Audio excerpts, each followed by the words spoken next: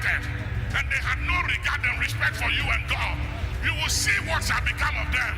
I declare divine vindication. Open your mouth, declare a divine vindication. Be the head and not the tail, above and not beneath, and be blessed.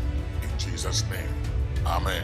Obuoba yankopon Israel papa yankopon Israel di ahenkan mpo nipa no na dwen ho so de adwuma we ba ha nipa ko ogitum yankopon Israel se nipa na Obuoba no pe wakan sema man papa omo yankopon ka ho na de ka ho na yi a kyerɛ wo Obuoba manage ma ho fama se endemetimi nya because my first ever time we a product, to be frank, you are a product that we have to be proud of you nyame Israel be masa oye great host party presenter unique. Me the account, so you are unique. I think the way you are asking your questions is very excellent and brilliant. I've spoken to about 45 media houses ever since the budget is ready to be discussed. By the way you are asking questions brilliantly, I don't think most media houses have. We are suffering now. We are 18. We are making more for estimate. Na ya mamu mo se Eastern region one more, a Hong Kong more. The about food free bench. Yes, and first very. I mean, this is one of the first a very intelligent question. But people like you need to be highly esteemed in the society.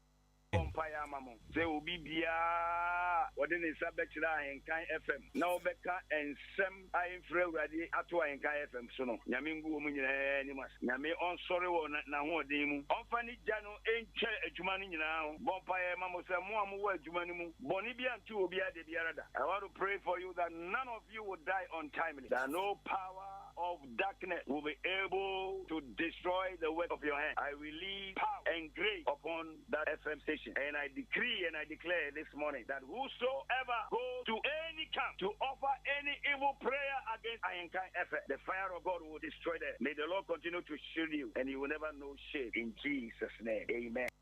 One day, no be 2 days. One day, only one day. One day.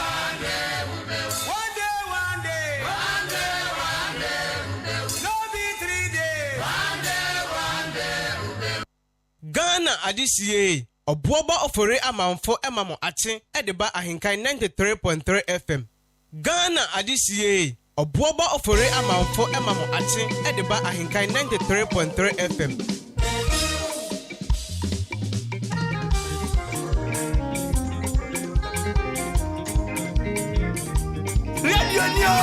Radio papa.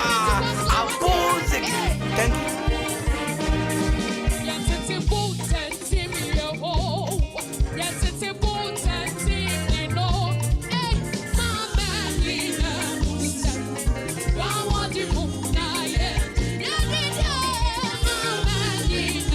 Ghana adisiye Obuoba Ofori Amanfo emamo ache edeba AHENKAN933 FM.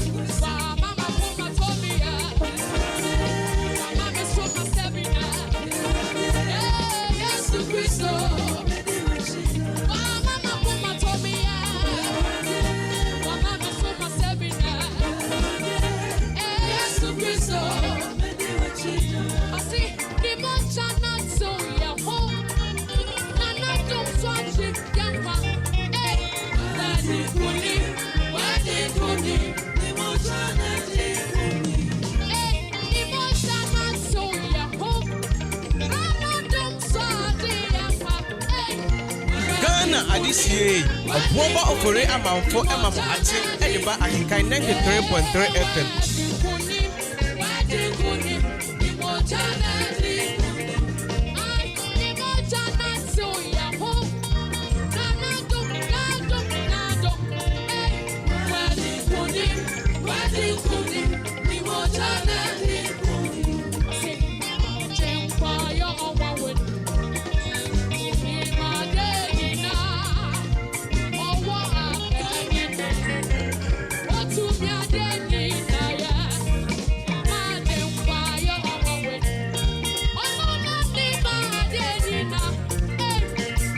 Adisiye, Obuoba Ofori Amanfo Emamo Ate, Ediba Ahinkai 93.3 FM.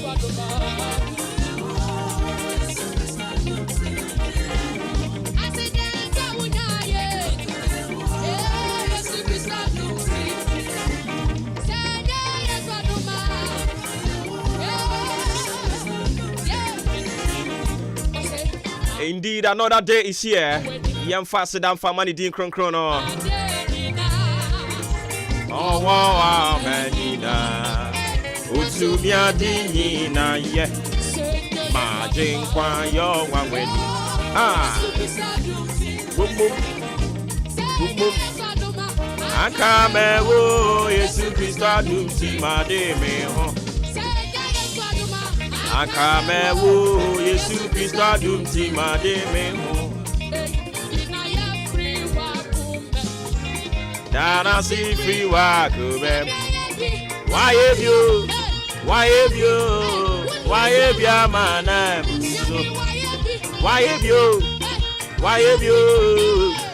you, man? So, China, yeah, free walk, mem. Dana see free walk, man. Why have you, man? So. Why have ya man buso? Free wako mem. Dara si free wako mem. Ninyamia, yeah. Why have ya man buso? Asa wo Yesu gosu. Hallelujah. Where you are this other makuma sonu where you?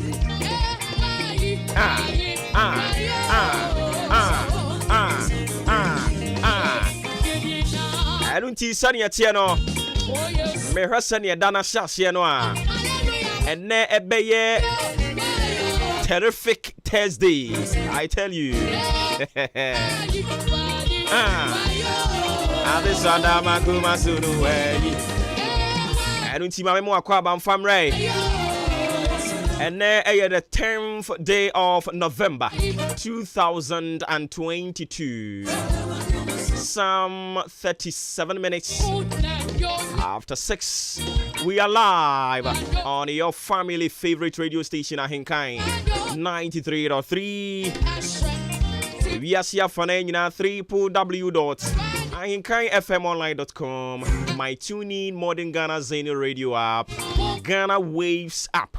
Ning in our Google Play Store and I say App Store. Kohonomo na feding a cheap. Jumedia who do a cosu fear henada. Baby and be able to me I enjoy.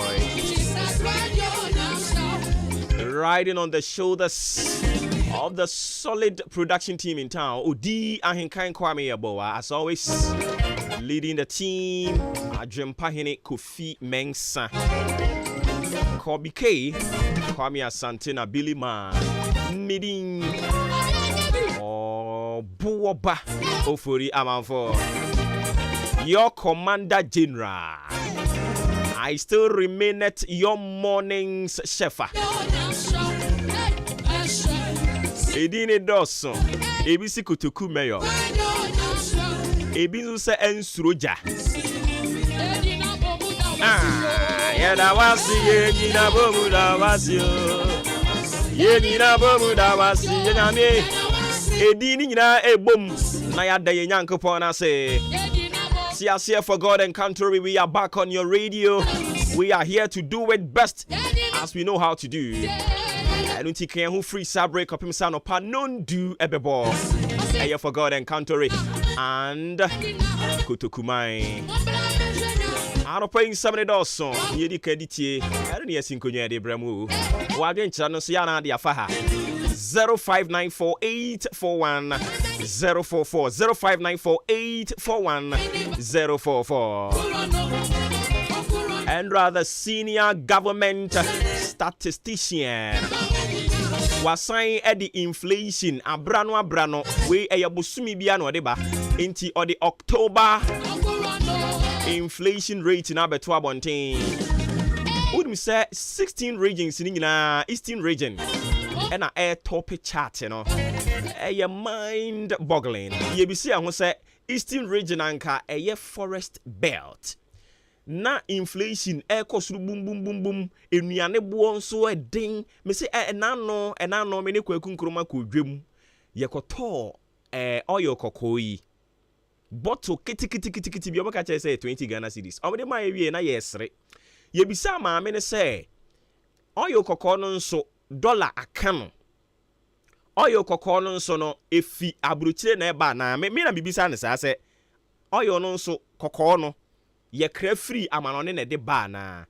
Osio da bi ye nkra mfa free amanone na eba. Eno de ye Ghana he ya na mpokra ye nya bi mponto ne bua ye den na okay can bo musa e wo se wutimi ton we no wahu na se ne ayi ba ko no kosoro no watimi na me se madam minimum pa ompo dodo na se ne azere afi de ompo dodo yi ewrade hunu ye mobo ide mo dade wo amadina urusa wa wodi mu na ye di de Ghana fue au Muna ye dida. Ain't oka sanam say no. Onyi said this is the time I wasn't kayanka san yen enwo kokono anka ye di e promote ni production ana because say fried torn ne kenka ho no a efi amano ne e ba no ne boa ye din a ne ye wo yen Ghana ha no enwo senka ne boa ye din se de be yanka nkrofo bibiri no abetu agu yen ye de no so iti nkanka kranka bohu nanka ya pamo fried tour business no e dey free your market ni mu but we there yan kokko no ye Ghana ha no eno so e compete with fried tour no a say ye turn ne bo akese no ye wi ani asan ba be ka say we are killing ye yankasa local businesses esuni ban we on kele no obe kele no omu wi amaka say ye develop taste for your local products with this behavior. Don't you think it's a tasty na ye nyina ye pretty say Ghana phone develop no ebeton zoom I was some my ye patriotic kakra mama ye patriotic kakra na said ye eniema no obi e ton ne de said your pen mum ye nyai ye nim se obi bie ni wono mo obepese obi bu ne pagu dantuom obi a oye business no e pemfaso no doubt about it and personally I have no qualms. But emfaso ye papa ni ye penny sa boom no me bisa se yenye sa sika na any hinfo ni bedi yes yet yes said there are some things a leadership crisis Ghana baby a genesis here na leadership crisis na yewo because you need leaders ya omo betumi di omo na ya sifem aka said this is a kwan ya person ye fa so ye ma ye ho 10 years ye ma ye ho 5 years baby a person ye do o man ni duru ni we don't have leaders who think like that. But we have leaders who think about how to win the next elections. Leaders here no mo te Ghana ha no bebre no adwen omo dwen no hey enti ye win 2020 e kwa be na be fa so 2024 so ye be win that is what they are only thinking about. every now and then. But say yenya leaders are deliberately. I keep using this word to say, onipa say when you're deliberate about life, you can never achieve anything. It got to a time you must be you catch and say, until I get this thing, I am not doing this thing. Until Ghana, we will get to a point I did say in say, kopimo bra yen sabeka sadie we no ye be sukura no ye muwa no kopim se Ghana ye be see in say we ne person ye no my brother my sister Ghana ye be ko but ye be che me ka se ye nkwa na che say I am not trying to be a good prophet. Ye be ko but ye ansesa isuni baby ye be ko but ye be che. We need leaders who will take pragmatic measures here. It will push Ghana in development faster.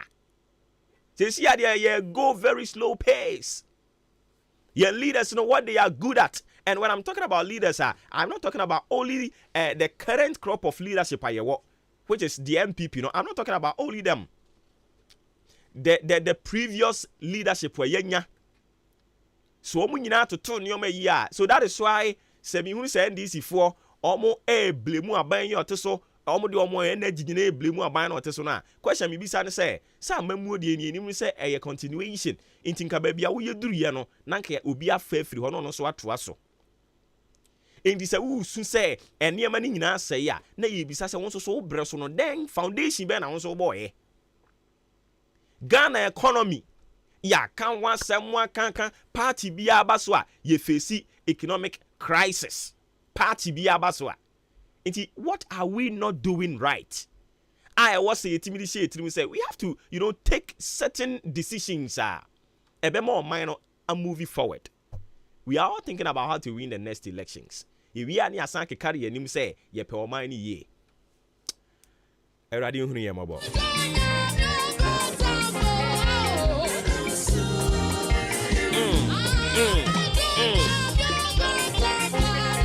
Yeah, that was you. Enka yekoyen localities ne say ya.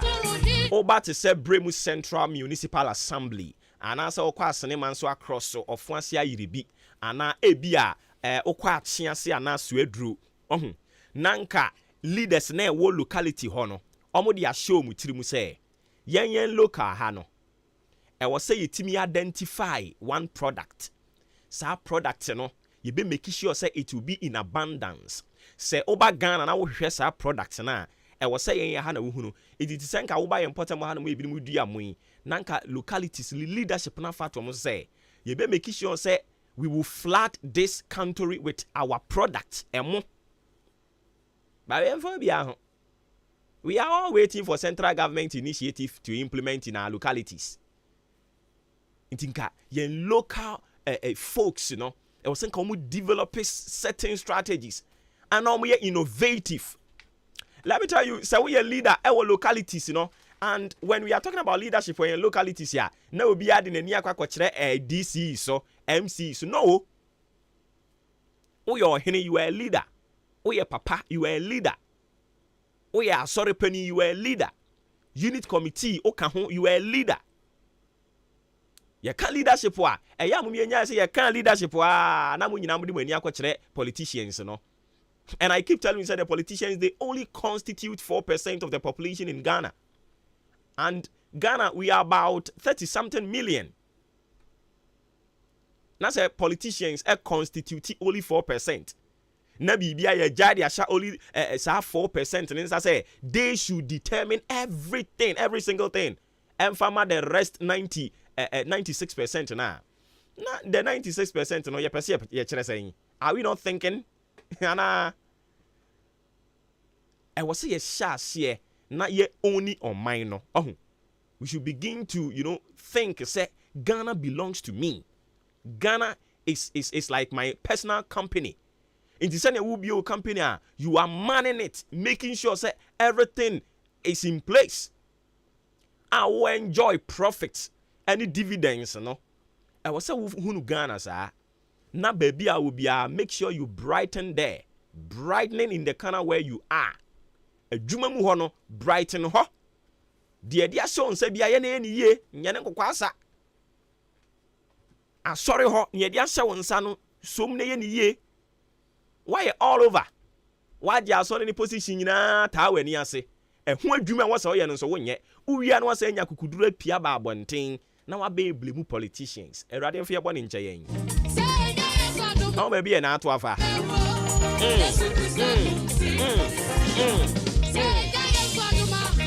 Ghana adisiye Obuoba Ofori Amanfo ati ediba ahenkan 93.3 FM. Sister brother how you do man so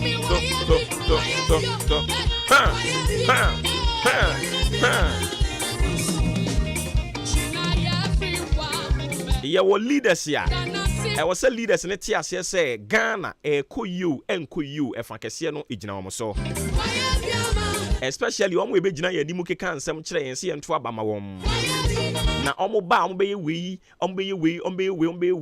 afi omo beduru ho no o kan omasem omo se die nti ene wetu ani ade asi yenso na ne wura fi se oba no oba be sre yense mesra mo fa me nkwa bankasiem mo de me ko no ma me nimu hwammo afi wuduru ho no and some for we are trying to be gatekeepers. We are trying to be objective. We are trying to hold you accountable to your own words. Na eno no Obuoba bedane politician any time for. Enya we hosem. Na wabeka kire nse obeye one district one factory. Na ochine bi bi say say opani o kan say obeye one district one factory. Oba yen enclave hanomo a yen district ni ebe se 5 ye wa Asene nso across so ye wo Bremu Central ye wa Chiase ye wo Bremu South ye wo Achimansa enti se wo de denchembo okra ka ho a eye nsia na wo de ye mbu ni call for kramfa Bremu North e Bremu enso mfa nka ho na ye nso enti this 5 districts I wo yen enclave hanomo no also be one district one factory na ensem chironi Obuoba ebisa wo say sa district ensun yi one district one factory na wo kan ye no yenya nhu bi e wo he potem ha no mo a na no ne tan o we are holding you accountable to your own words. One district one factory nyameke kan ye nyina so so deserve it omo nipa ne wo ho omo to aba ohwe 2020 the history of abatwa no kra no a empotem ha one to ni bom then na ya kire say mesere mo nto ne bom ampa ayi achim dan 40 ase to ne bom omampani ba ye yen MP honorable Alexander Kwesiakwa hwe vote wa wonya ye or appreciate vote no even as at the time and I nteme wan say wo mo nkasa party ni mu otumi enya mani bom adibi ma wo omampani wa ba ban mu aka 2 years na wufiri aban mu opani deputy minister krampukura abono opani ya ne board chairman bi mpo na nka omanfo wo achim dan so enya mfaso ni bi bepem ne opani onye reshuffling kra ma obi mra bi o se da bi omo e kasa ye per reshuffling ni nyina no wo mo padwuma eya were ho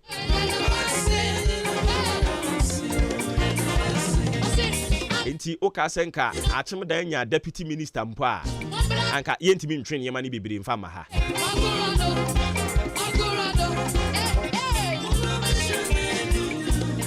the hard truth nia enkrofobia transi wo mo dem wo mo dwen ho as wo mo wewe ho no ye ba betena ha ne aka ne so simple ne yakoye ba bi ye new atem but ye be ka no kore no na se ne tie no bible ami ate ase se di no kore kosi wuwudam di no kora kosi wudam ti ye no ye be di no kora kosi wudam atamfo ne ye benya but no kora di amanga amenina I was a MPP for mpanimfo ni bitimi e develop the boss na omonhwe omampani akufo adu anim nka nche ne se the decisions ni bebre ye unpopular womonhwe nanim no monka nkyere no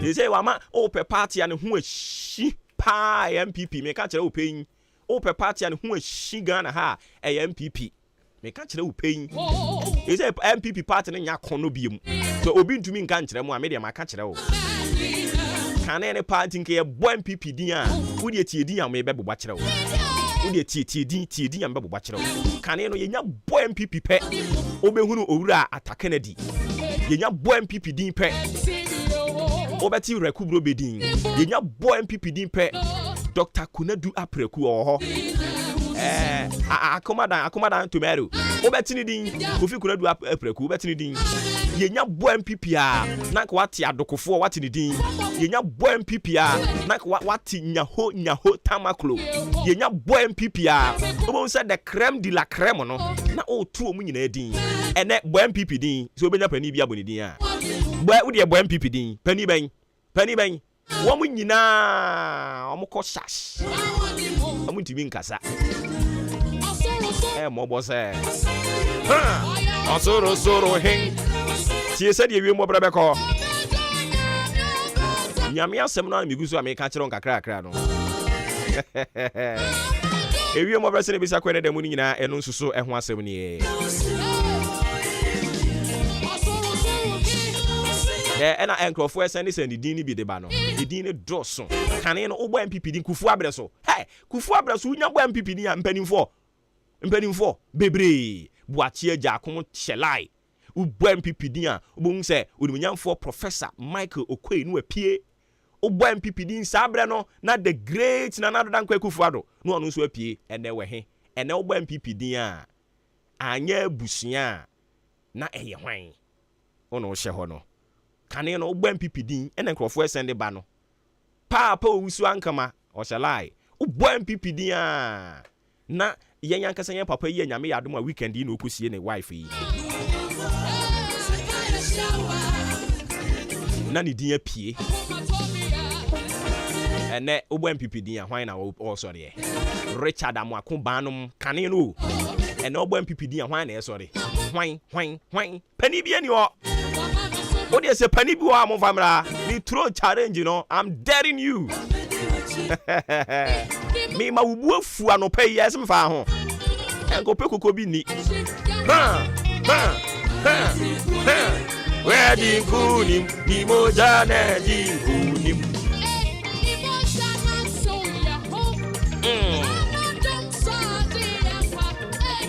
na ugbo MPP din ba ko pe na be ba tirim Gabi asare o chire da ko Ken Ofori ata amu akwata omo akadi nyina da ne ma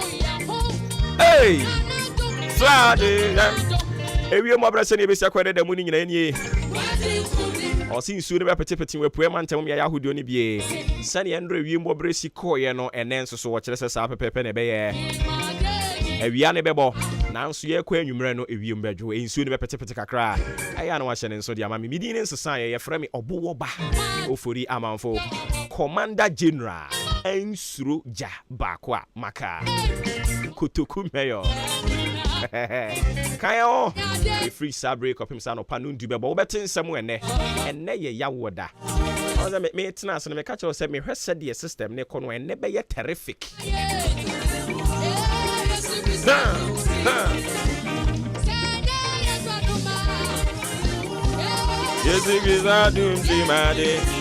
me kai on za waka se kwenso waka nsem anopa yo waka enyo ye di nim senka ye mpanimfo abuba to se anka mpanyi to sa no na e kom mabunu diem nti yes edin ya mebubo ye wo mu nyina nyinyin nti e wo senka wo mu ni ho no ye nya another crop of people they will take over from them.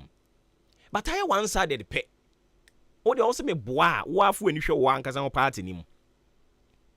Wa de wafu eni hwe wa party nim fu eni chimu. Fa chimu.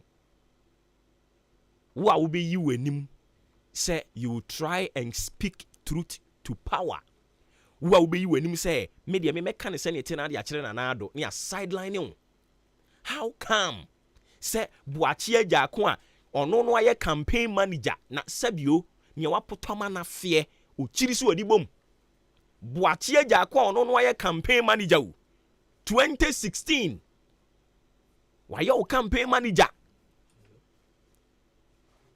energy contract bi a ono krampo kra no ni decision answer dan kwa ba bia mo na mo take mu decision ene call fiat e call fiat ye beto abonten na mo so on dan kan ho nti yemfa ne nye sacrificial lamp ene mo sacrifice no boachi agya akode munya akukuduro pamo no a mansan anwene ho se benya nsunsanso bi we yenso anase sen nete saa bre yen energy sector no na ejina ne nan so ya nkase me paachew moma boachi agya akun finish deal bi ansan na awe areho gabi ba ka e wo ye mobo ankasa awde ma timi ankasa ya man finish energy discussions and negotiations so because as at the time no na a Mary ni anu gusu aye kasa mo ankasa won twen munya kukuduro pamo no free ho enanu ya yesi munya reshuffling oso obi na epe obi adwuma ye but Professor Opoku Amankwa de unya kukuduro etworo krata aka kire ne say ne skills needed no you don't need it anymore mo kwa de mo brofo am twere ne say ne skills na sa tio hey nipa nye ene preaching na me preaching no nipa nye utumi nya kukuduro tworo yo Nana Santi Media too, Secretary to the President in the Church Akratano. Also, the skills needed at the one brofwakasiano. Omuhuru say the skills is no more there. Name Finance Minister no one manage economy. No, yes, no doubt about it. Say on manage economy no one money grow or single digit. Yes, Omobe found 2017. But remember, Remfi say even sa single digit no ye no. Na ye that's why IMF program so. Into no there were certain measures be a omodi gu akwan mu certain directions be omodi ye fa say ekwan we me emfa so ahamonfa into na they were guiding us into ya dan ya single digit won sabeka but wo de yemfa credit ne ma yera kan ofuri ata wa ya de o my economy no e grow call single digit na e kama wo ya de o ya de. But as we speak now, Brofuna munya kukuduro fa paper ne pen. Etro ye kachre Professor Opoku Amankwa say, ne skills na muhinya ewo education sector hono. It is not needed anymore. And I say, needed no kwade me I'm trying to be so charitable. Mo brofu amotwe ne say ne skills na sa. Mo tro say ne skills no, skills na muhinya wo ho na sa. Na finance ministry one the skills inside. Skills inside na inflation ejina saying, inflation we should be truthful to ourselves. Mo be fa inflation every saying and amudi aduru saying. Russian-Ukrainian war, yes, we appreciate it. Say enya a very serious adverse effect on our economy. Not only Ghana, we are seeing no doubt about it. But inflation aduru saying. Into skills and that's what skills and that's what Masa. Eradin kayen ho. Na onomomoayen. Now we need people. Our mobile soro MPP num. Now they will defend Ghana. Omunsuro mampani Akufo-Addo. No meka no kwara kire no. Nka no kwara kire no.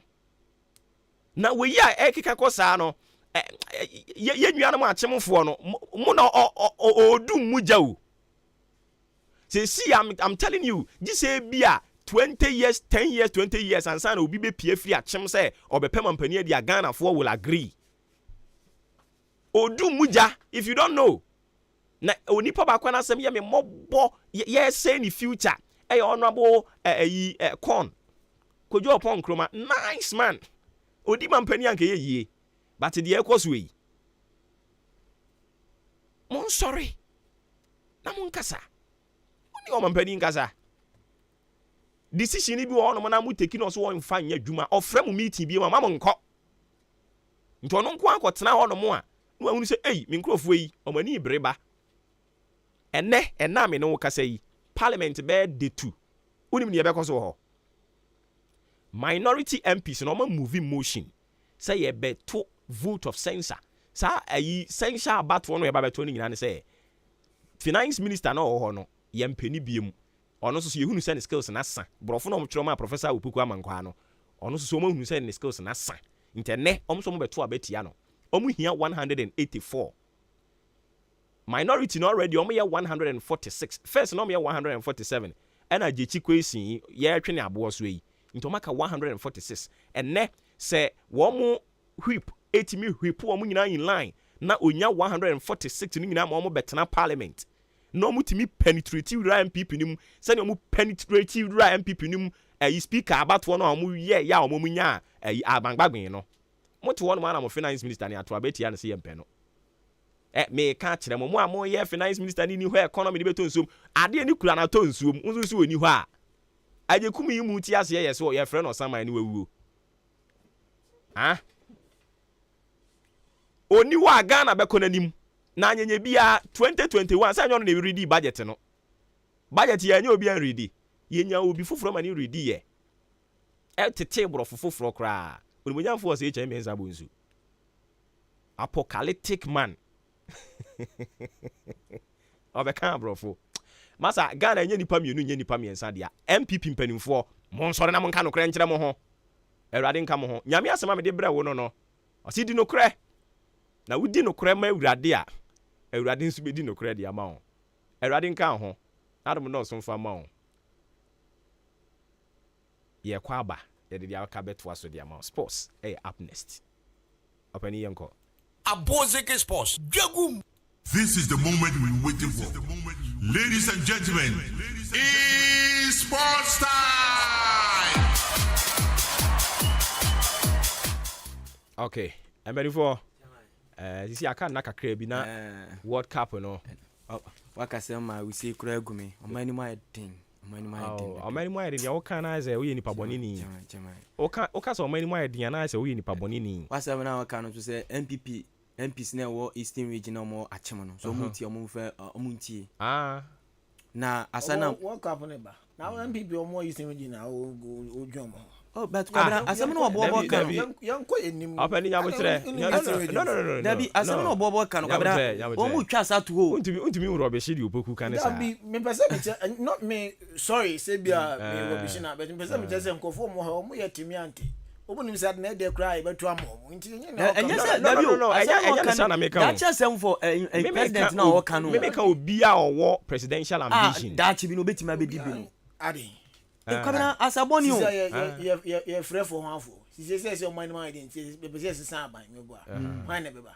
NDC. Anya wona mo ba ye se anya se san. No. And na kra de na no we are not talking about we no aspect in it. Example na me make say almost say adenimu ntie bia ne oye na ebe ma achimfo mo dream say bi ebi person be ye event say president. No, Ghana for be free. No, tie. Aduane a wudi e ma sebe wo yam ehwie ye no. Ngodi bi mu. Uhu pena ye ma hyew. Ghana for yehu ye mo nhie. Yeah. Ye be di amana bro so. But on a very serious note, near ekoso no or microphobia a political career no kadem ya committee suicide and it is very bad.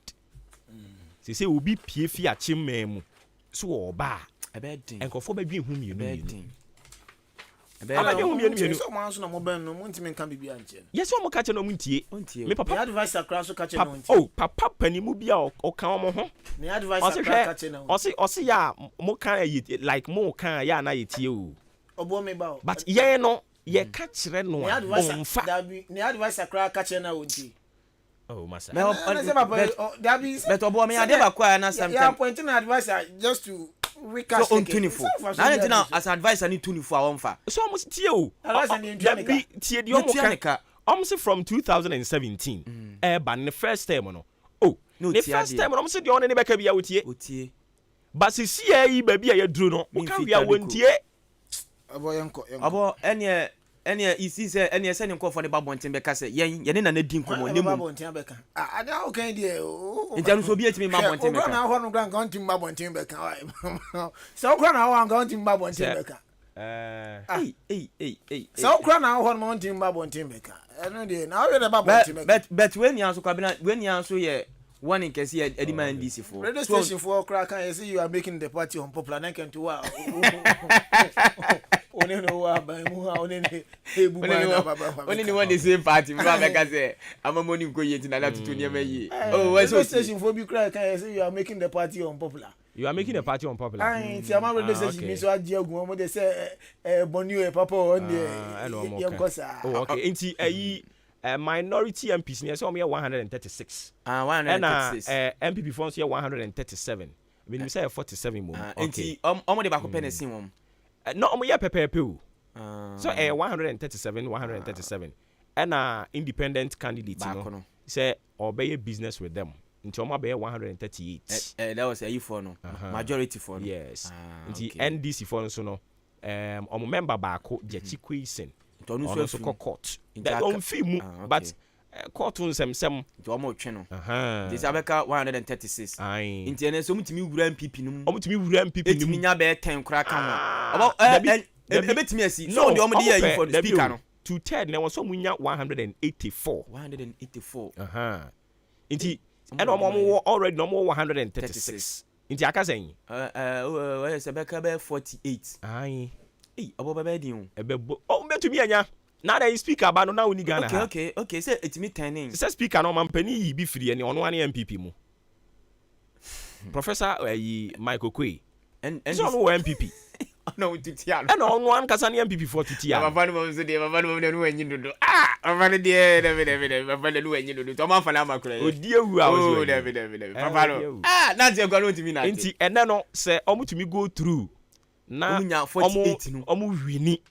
Tum kyerɛ sɛ ɔpani no yɛmpani bie mu a ɔmampani has no right so ɔbɛgya na mana kɔ so awɔ hɔ ɛsɛ sɛ ɔmampani pam no ɔsɛ ɔpam no na ɛbɛyɛ no mugu aseɛ nti ɔbɔ bɛtumi asi saa ne ɛbɛtumi asi sɛsi ɛyɛ ɛwɔ mu deɛ mɛtumi adeɛ de sɛ ɛbɛtumi asi 48 votes ɛyɛ first ne deɛ a but sɛ NPP MPs makomako 80 etumi aba abonten say finance minister yempe no amo parliament no mu 8 aba NPP for no enti me fan say mu 8 no omutumi nya mu 48 ekoka NDC for no ho a na yese papa no omo pam no ene de parliament woni de ene de besi wo ne 48 vote ene mu 8 so aba abonten say yempam kenoforiata sa ono ani krom ni no beka won Samuel Atachia Atachia na Atachia o business o kan here for o beka 84 no and the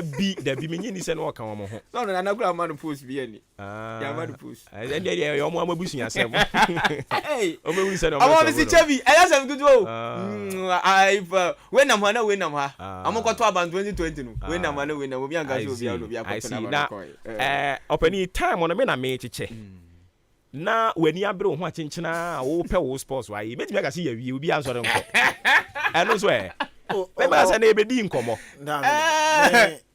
ba no sa offense politics we are I don't believe them see o masem de ebi ameka bia na because sponsor we mu ye say senka other one net so a na kono so be gina sa o na we nso protest etia no sa na omo wachira it seems like some wachira woni myansa sen omo motiso no me no be ya adwen efa bi but efa bi no wo de yemfa ne se bibi omo de yamanyosem but for once sa decision we enye decision as ebe mu awokra wani beje finance minister no ye be make sa decision no aba me gina kofia ne emfa mfa so de bi ambre Dabi a decision to me omo make ya Ghana economy no benya economy anya wo de hwe ever since so me ba wo economy anya hwe oh we are talking about a year one hwe ya mebo yare wa ha mo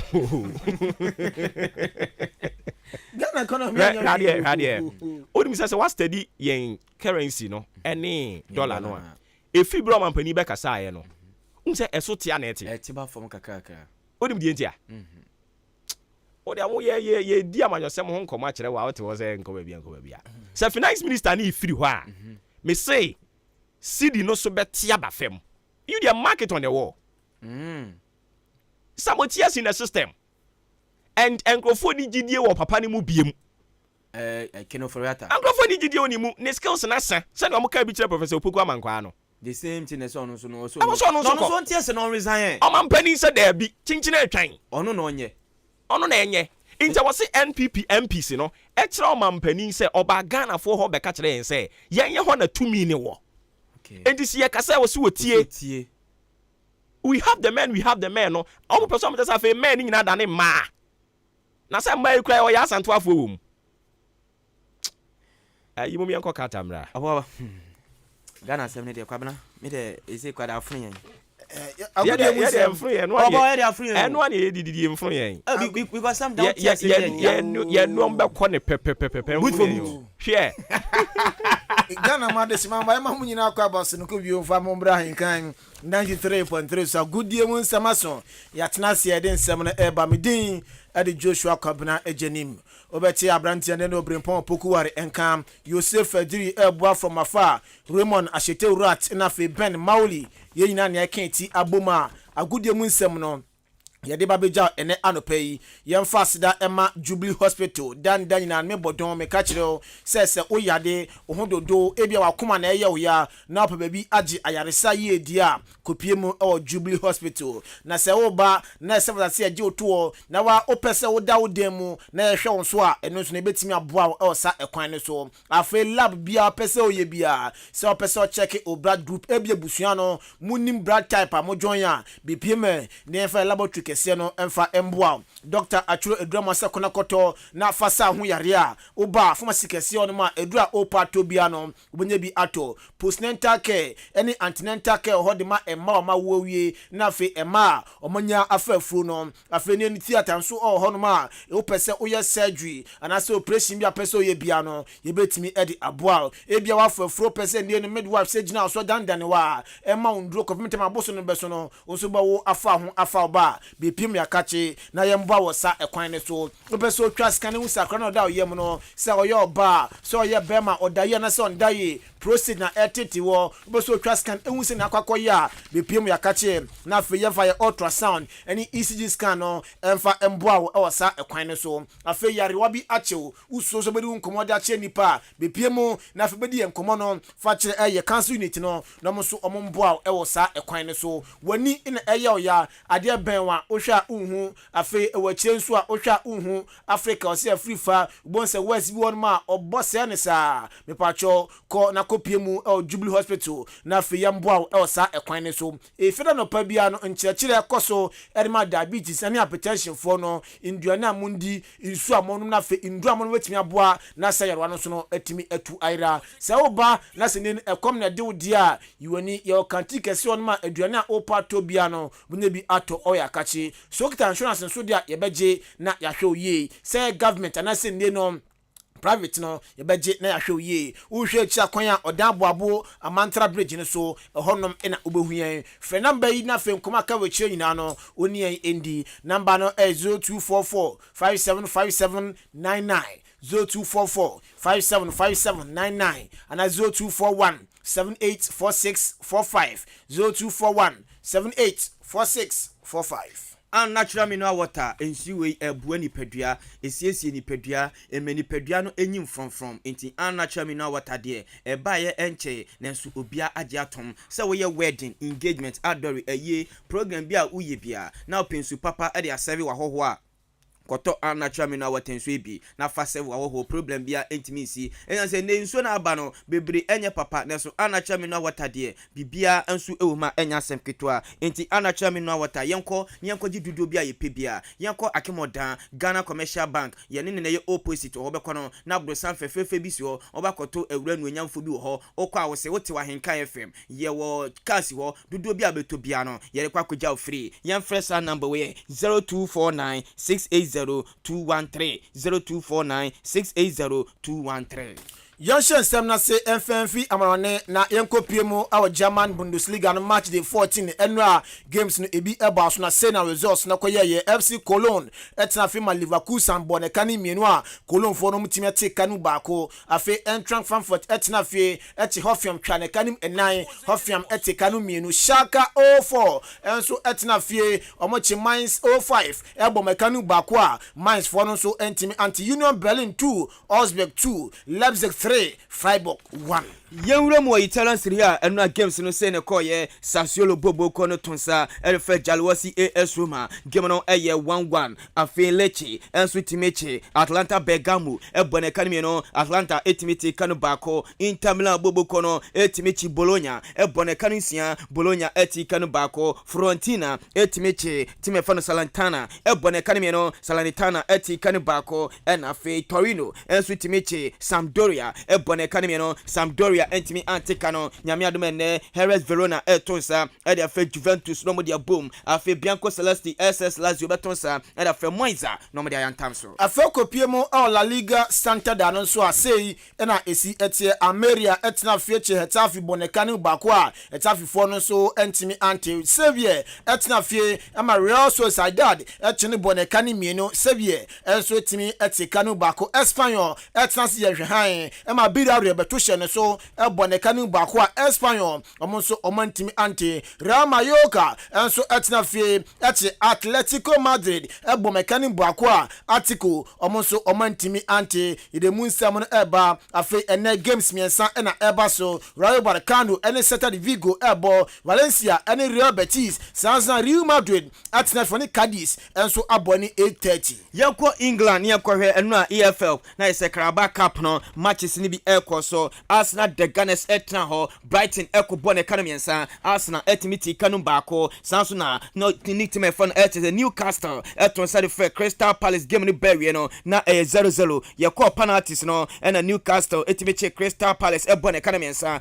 Crystal Palace eti kanumie no ebtuno kasei Newcastle ekomenim afi Nottingham Forest echi Antonio Conte team no ebone kanumie no Antonio Conte team Tottenham Hotspur etimi afa ball and Tottenham Hotspur omafrim afi Southampton etonsa the first shuffle just a Wednesday game ni bury no na obi afa ball and Tottenham ya de penalties ehyehyes no and afi team fan shuffle Wednesday etimiche Southampton enso ebone kanu enso ema team fan shuffle Wednesday eti kanumsia Southampton ekonenim West Ham United etonsa the first Blackburn Rovers game ni bury no obi afa ball and Tottenham penalties no Blackburn ehye na yese dumie no 12 and afi West Ham ehye 11 etimi ka say Blackburn ekonenim afi Wolves etimichi Leeds United ebone kanabako Leeds etimi afa ball and Tottenham sanso na Wolves qualify ekonenim Liverpool etimi etonsa the first Derby County obi afa ball and Tottenham penalties no Liverpool ehye miensa Derby County ehye mieno Liverpool qualify ekonenim Manchester City etimichi Chelsea ebone kanime no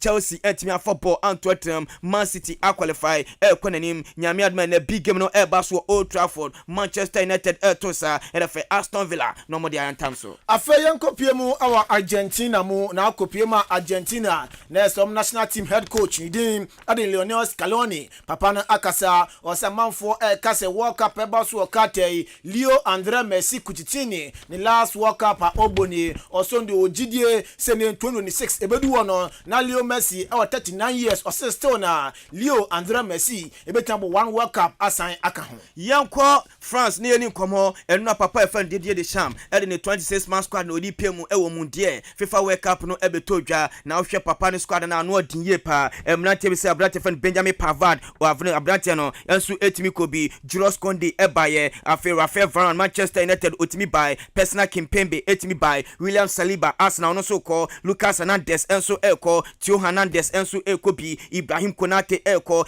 Daniel Upamecano wono so enso etimi kobi Adam Rabiu eko afi abrante fano Trameni enso eguramu bia nyasem ketwa Yusuf Fafana uramu FC Monaco wono so etimi ekobi abrante fano Matteo Kondozi wono so eti egurama enya asem ketwa enso ewo afi Eduardo Camavinga enso etimi eguram oko Ousmane Dembele akwano eko Kylian Mbappe enso etimi eguram Karim Mustafa Benzema wono so ko Olivier Giroud eko afi Antoine Kwabra Griezmann eko Christopher Kwabra Nkunku enso ko Alfonso Ayola enso eguramu be afi Hugo Lloris eko ena Steve Mandanda when you goalkeepers miensa papa efano na yese with Didier Deschamps enso e de eguramu antini 26 man squad odi uram e wo FIFA World Cup no ene de atudwa no Didier Deschamps ede ne squad ababontin kopiem Madrid a player bako a oron so kopiem Madrid dia enim ho no obogo spa e abrante di Karim Mustafa Benzema na abrante after say kwaje Ballon d'Or ne buy no on share dambo game FM Madrid ne nam krom sende na abrante no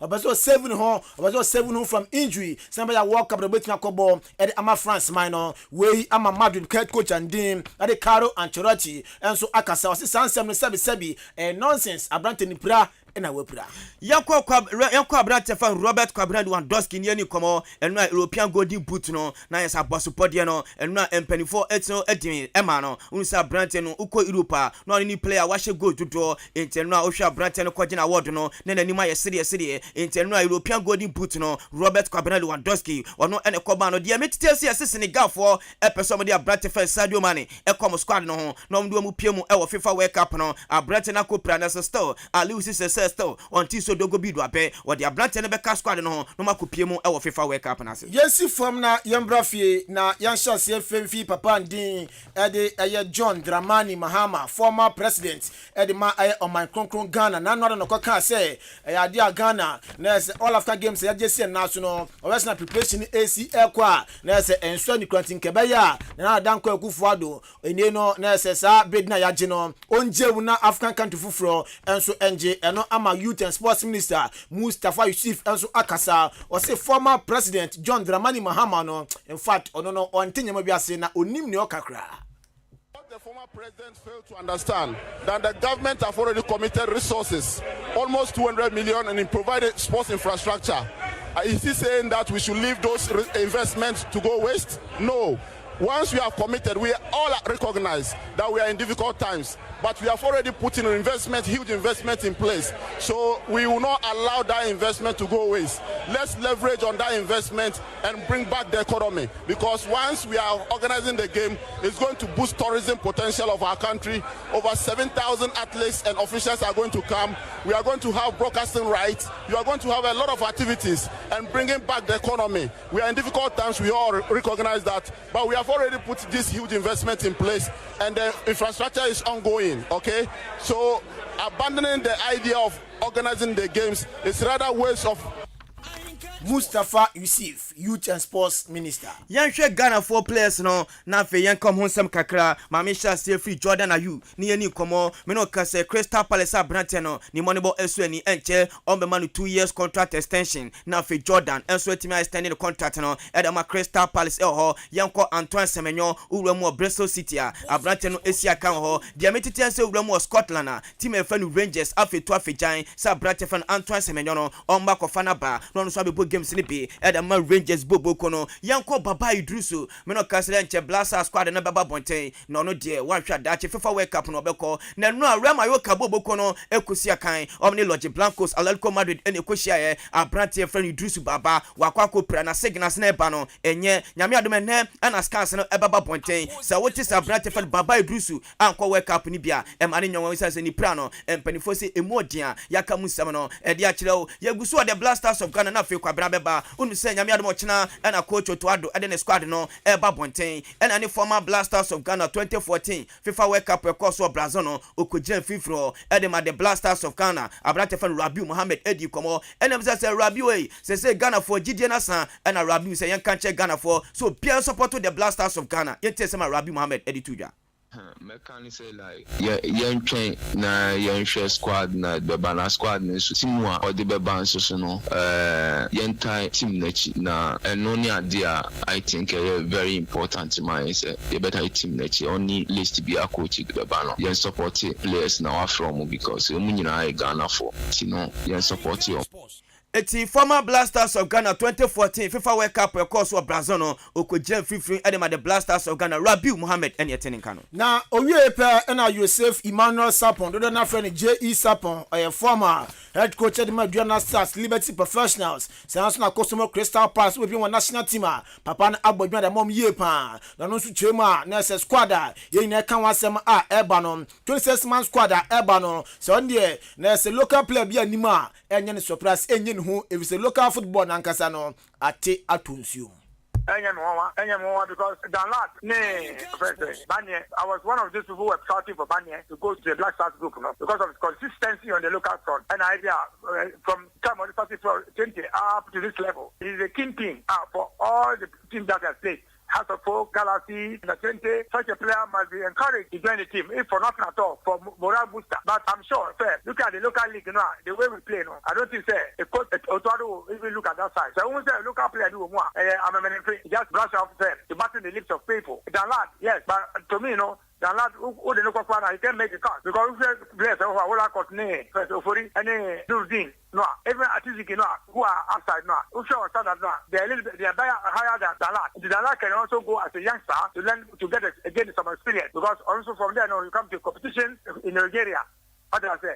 But for me, I'm telling you for a fact, who said, look up there anymore, I will not be surprised. Into way and Chemwa, Nasa J. Sapon, Ed Emma, no Uepe, and now Renford or Selko Kupama, Ona, Edmata Mayut, Unim Seni player, and a Papa Dean, Eddie Joseph Pinto, now, and I'm just sending a Brantano, Blaster 26 man squad, Yini Dean Efrimo, now one for Selko Kupama say, Ayo Noa, Inti, and a GFA, and a Afe Black Sass, a Tucha Brantian Dean, Eddie Joseph Pinto, bad, sir. At times, I am a yell. The player Joseph Pencil of MSM. You ask yourself, why is the boy going through this wahala with the national team? Or because of family? I'm telling you for real. Unless we are not talking football. We saw the performance of the boy. I was surprised for this boy to have sat out of the second and third game. All this while, I'm a friend. Mama Kachan there. 1 second. Prove that you are JP. Prove that you are Joseph Pencil. We am some Winfred or say Kwaku Palma Ona Edemathema Youth Football Club. I at your point of Copimo Division 1 leg no swa. Mutratu no. Somebody etuja ini. Yeguswa the Blasters of Ghana. Yanko Brante fan Rabiu Mohammed yeni komo. Yegusa Rabiu Mohammed said, "Enti wuti se bia Joshua Kwabre jenimo afe ejemo edimuti players edimuti radio so eyemo muhuawu as a Blasters player wuti san semina aye boama na no so sa negativity semina aye ka form no omo de eboam yepa yete sema Rabiu Mohammed editudwa. Sometimes a friend be a honoma, Emma, was a player, no, when he break. Didn't know was when he break because of maybe a friend, no, they didn't know what Montaigne says, undeserved, say, was a your friend, you know, who was a player, no, there was a show, say, undeserved, and also undeserved. And most of the time, no, son, no, many be basa, and boot players, no, for me, no, and boot players, no, Abamusa, because Ubia himself, Ubia being so undeserved, but in the field of play, any Denena Sinako Bona Kunyana enter no Ubia so Ubia who say I am who deserve it. No my players no Ubia working hard, Ubia decided in the Betuli Subiano. For me, when it's all working hard into no and problem Eti former Blasters of Ghana player Rabiu Mohammed into addition by anatemo and fe profomo any amponsambe justice mo de bia mo de Blasters players ni ti redo so muhu no omo do mo tepe aya ebuam yepa yanko House of Folk ni komo nyame adoma Sunday omo ne Kalura United enebo e wo the Nation Wembley Accra Sports Stadium na House of Folk say popular stand no e 10 Ghana cedis and fe center line e 20 Ghana cedis upper VIP no e 50 Ghana cedis and fe VIP no e 70 Ghana cedis and any former House of Folk goalkeeper trainer ele kamponsa din komo eni amusa say Eric na House of Folk kura no ukoye adwuma wo no na team na nkasa no huni se no so House of Folk kokoye no na ni giye pa because House of Folk to safro se brabe adwuma masa e yade kese pa yentesema former House of Folk goalkeeper trainer Eric kamponsa di tudwa. It was excellent because a privilege say ubenya sa akwanya no e de SC I friend said and ubenya sa akwanya no de ama team kesiesa because all over the world hwe adwuma beto hwe ba bia obi applied money from Serbia and say we a coach na wunya akwanya say who lead team like House of Folk na say oh yeah adwuma team na you have to do with your all because adwuma kesie pa adwuma no is very important so any it made me feel say ho na mekoye no me regretted that aboa me Edimagina platform bisua feel say was ro say edmabet mabeto ha ma obi apply from Serbia edi plane aba be ye adwuma na Ghana ni domestically domestic coaches are ye Eti former House of Folk goalkeeper trainer Eric Amponsa ni message ojijan no pay no. Yarbe kona yemfa we ntwatu ansa na yasore so Richard Oleleken so former Blasters goalkeeper. Sansa be piemo e Ghana Blasters in premier on goalkeeper trainer. No so akasa o se Ghana for mo kasa de fa Brantian Lawrence Atizigi ho na Brantian de ono duni no ono so ne no o hwe goalkeepers pa. Brantian chipa de onimchi e da no po mu pan de Atizigi onim chipapa inti Ghana yen support no na onyo no nko a players a omo ekwa waka plina no yemfa support kese pan entire omachi Richard Olele Kenso Falu Gasoil. He's a good goalkeeper. Yeah. So Odago ni yana ondani ye. So Odaye is a good goalkeeper. I say yeah motivating instead of yes. I say motivating because we should time order under 20 ni no or potential.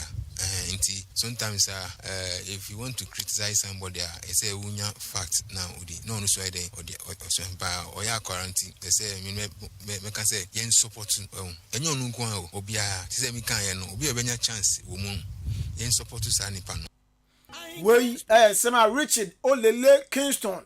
And so on this note, Yenjina so never good year Munsemo NC our Hamidin and Joshua Kabana Ejanim Wote Wabren Pound Poku and can yourself for G and so I can Raymond Ashete Rat and Ben Maoli Yen a Kenti Buma good year Munsemo Yedi Ibeja yes so na captain in the morning Obuoba Ofori Amanfo Atwaso. Captain, over to you.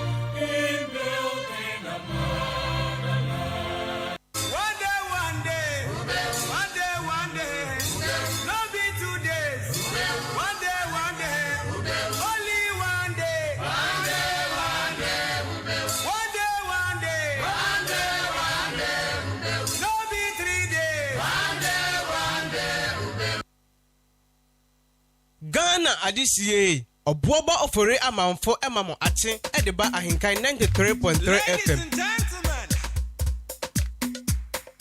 Ladies and gentlemen, Ghana Adisiye Obuoba Ofori Amanfo emamo ate edeba AHENKAN 93.3 FM.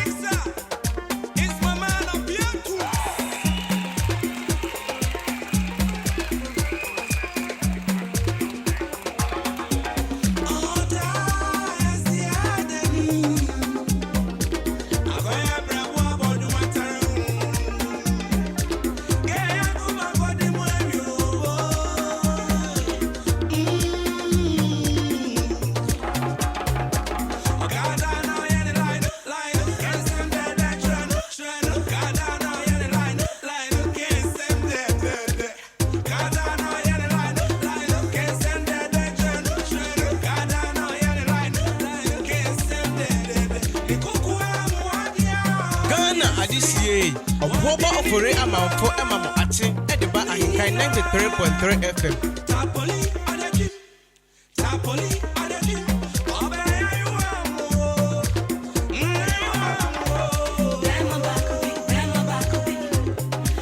Ghana Adisiye Obuoba Ofori Amanfo emamo ate ediba ahenkan 93.3 FM. My emphasis and come the sports team. Joshua Kwabene Janim, Obrempon Opokuware, Kofi Ejiri AJ, Raymond, and Amauli. Emphasis and come from Mawomo. Omo bringing up to speed. Nia Ekoso, Ewo Agopramane so. Yet twaso the amount sending so much. And Ejimediano Edin. Let me switch to the brighter side of life.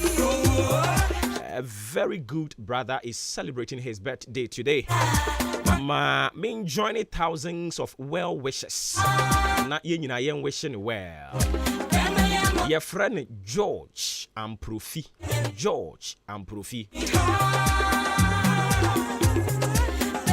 In fact, George Amprofi, we are too much.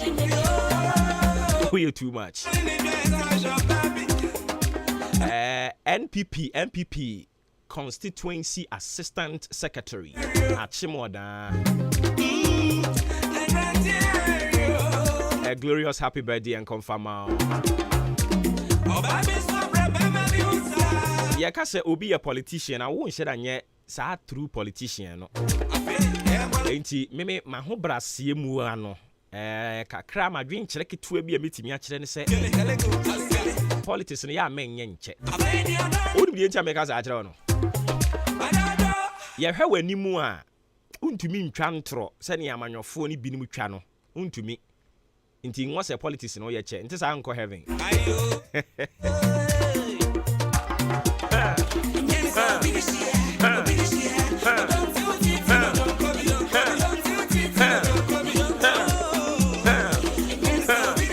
Enti upushi na wamanyosemu na oye se ontwa ntra obon se ntro na firi ato na efiri onum na to form. Anyways, live to be 93.3 and beyond. George Amprofi, it's your birthday today. But when you say you are NDC for Achimoda constituency. Almost so one more about for no more train so direct ene na ebaso. Na yebekwa kudi ho nkomo de ama. Sanso na yebe bit analysis kakra ho. E dia fa vote of censure ene ebekọ so parliament no. Yebe ho analysis kakra.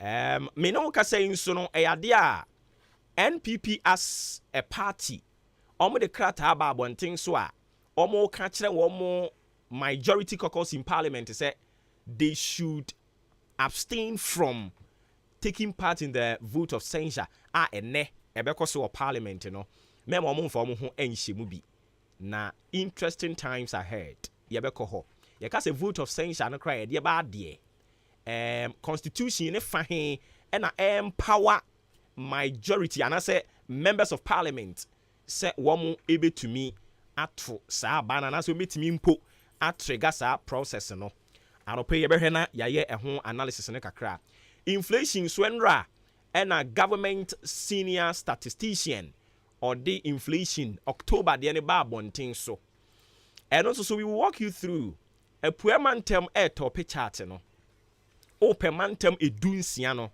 baby a womo nyoma boarding yesi eye eastern region adentia ebedi mu enkomo but inflation in general no they say ahwiri akwa 40.4% as a chere saying ebedi nkomo share nso mame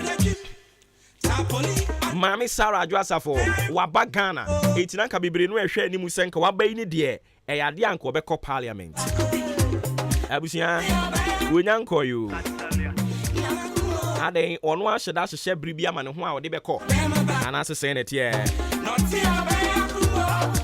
voter regional chair Debbie Kanena no chairman but you see our voter regional minister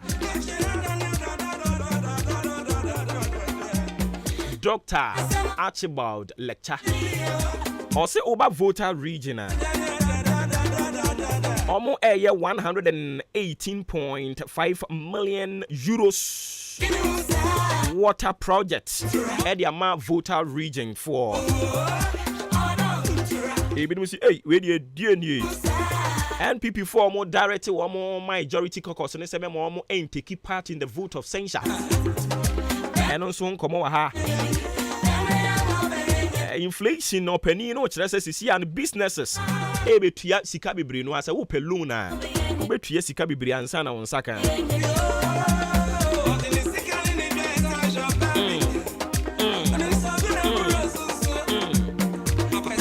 Majority NPP and yes so my meeting can offer ata dia fa ne exit no ho na ene abato ne bekoso Supreme Court at this message Samobeka ya double salaried yes nkrofo bi agege double salary MPs no kane MPs no yes na ebinim ye MPs san ministers and omgege double salary e wo Ghana ha min kai kra no minim nipa be se 5 ebeto obi aso so ka ho bi enti nya the current Speaker of Parliament, Honorable Alban Smana Kingsford Bagbin, no ka ho bi.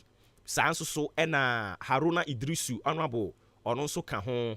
Sanso so na penifo bi keka ho a minim se kwaku record AHENKAN na penifo bi keka ho. Enti yenua abronye DC Okobono region or ye NPP Womo chairman regional chairman or the Assembly Court Supreme Court mpenifo atena so omo hwe ni mu na na mabobɔ no say mo mfra zoom lion for ne mra omo ato omo asɛm na ato atwene das mu kura kyerɛ sɛ masa ye nwene ye ho abronye so be secure hearing on this issue.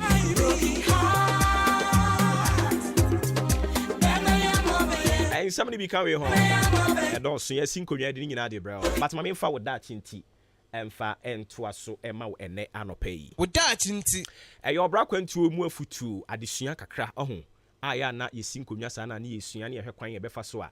You did to your home for your boy and her bride, better church and where her re. Let me a boy into never that chinti near the number for Casemu. In ye, ya say, you can only depend on your children if you took care of them. You can only depend on your children if you took care of them. And I would actually the idea no. Nsendra ni amedi bra wo no. Ya ka kire wo say understand no one owes you support or help in life. If it comes, so be it. And run ya ka kire wo no. Ya ka se wo maami amwa wo papa amwa no wo yasefo ni obi a unim na amwa wo a na no nche se uni abrabobo wo bra wo so wo se mwa ne ba fine but ene no ye awofo no nso so awofo no me say you can only depend on your children in your old age if you took care of them when you were young. Time ana wa hoden no time ana o hoden maami papa time ana o hoden no se wo hwe wo ma enei o ma no o hwe ni mu so o mo so behwe wo na menka we nkyira wo enyo bia wawo ena e wo se ne mahwe no tie enyo bia wawo na wo se ne mahwe no se wo hwe wo ma de a enya you have every right se wo be demand se o mo be reciprocate so mo behwe wo back na se wan hwe wo ma ahun na mawo me mani bra awo no de nka obi abetimi awo but awo ne wawo ahwe ne ma ama ne man so ebehwe no eno ne friend awo. Indeed, you can only depend on your children if you took care of them when you were young. So usa no o mo foforo no wo hwe wo ma no a de a ene nei se wo mani muawo a obi a beka se ade na moye mo maame saa ade na moye mo papa saa na wo ye no wan hwe wo ma se wo man be didi se wo man be shatade so mo be ko so mo be ba ebie ni wodo mo e fa ho amanga adwen wo dwen wo de ane se wonam na wo asem wo be kan se media me hwiri tira oba na wanyemu me yesi hwe me ka kire wo pen wan hwe wo ma enso so enya de a omo ye duty bound so omo nhwe wo nti anopa dia me ka kire wo no you can only depend on them. You can only complain say me man enhwe me wabra wo hwe wo m emofra ne muntie o maame o papa omo wo ba asase so omo amua wo a we nya futubone dwen hu mienu say wo hwe na abeboa fine but se wonni bia enku ho mfa ma o maame enku ho mfa ma wo papa o enya futubone o sa wo maame anhwe wo ebi anya yade bi na kan ne to ho enya adwuma bi na sei na na yeni mu ma wo adwuma sei but still omo bri wo mogya ni so mbehwe omo ma wo yeni mu awofo a wo mu ni tro but they are sacrificing, they are doing everything possible, humanly possible. Say omo be ma omo madache papa bi so o maame no papa nhwe wo ena wa wo de ne wo de ni pu sa ne nyame adom wonya ba bi asi bra madam dwen hu mienu wenya futibwane e ka no kura kire wo temi kumi ho ene ya freze me maame yare ya freze me maame wo bi a fine onni bia don't go extra mile erade nkan ho nti oyo wofo no anhwe wo ba e ya mehwe ni so oba no so behwe wo enye se ma wo nti e wo se me mahwe me wa nya papa erade hunu ye mobo o wa hwe wo ba na oba no so nhwe wo oda chinti ena ahoden wo ho no hwe mmofra no na wo kina ahoden ni ho a wo so etimi ahwe wo yesi benkum dware ni fa na ni fa dware benkum na wo a twitwi benkum ho ma no a wo twitwe wo nsa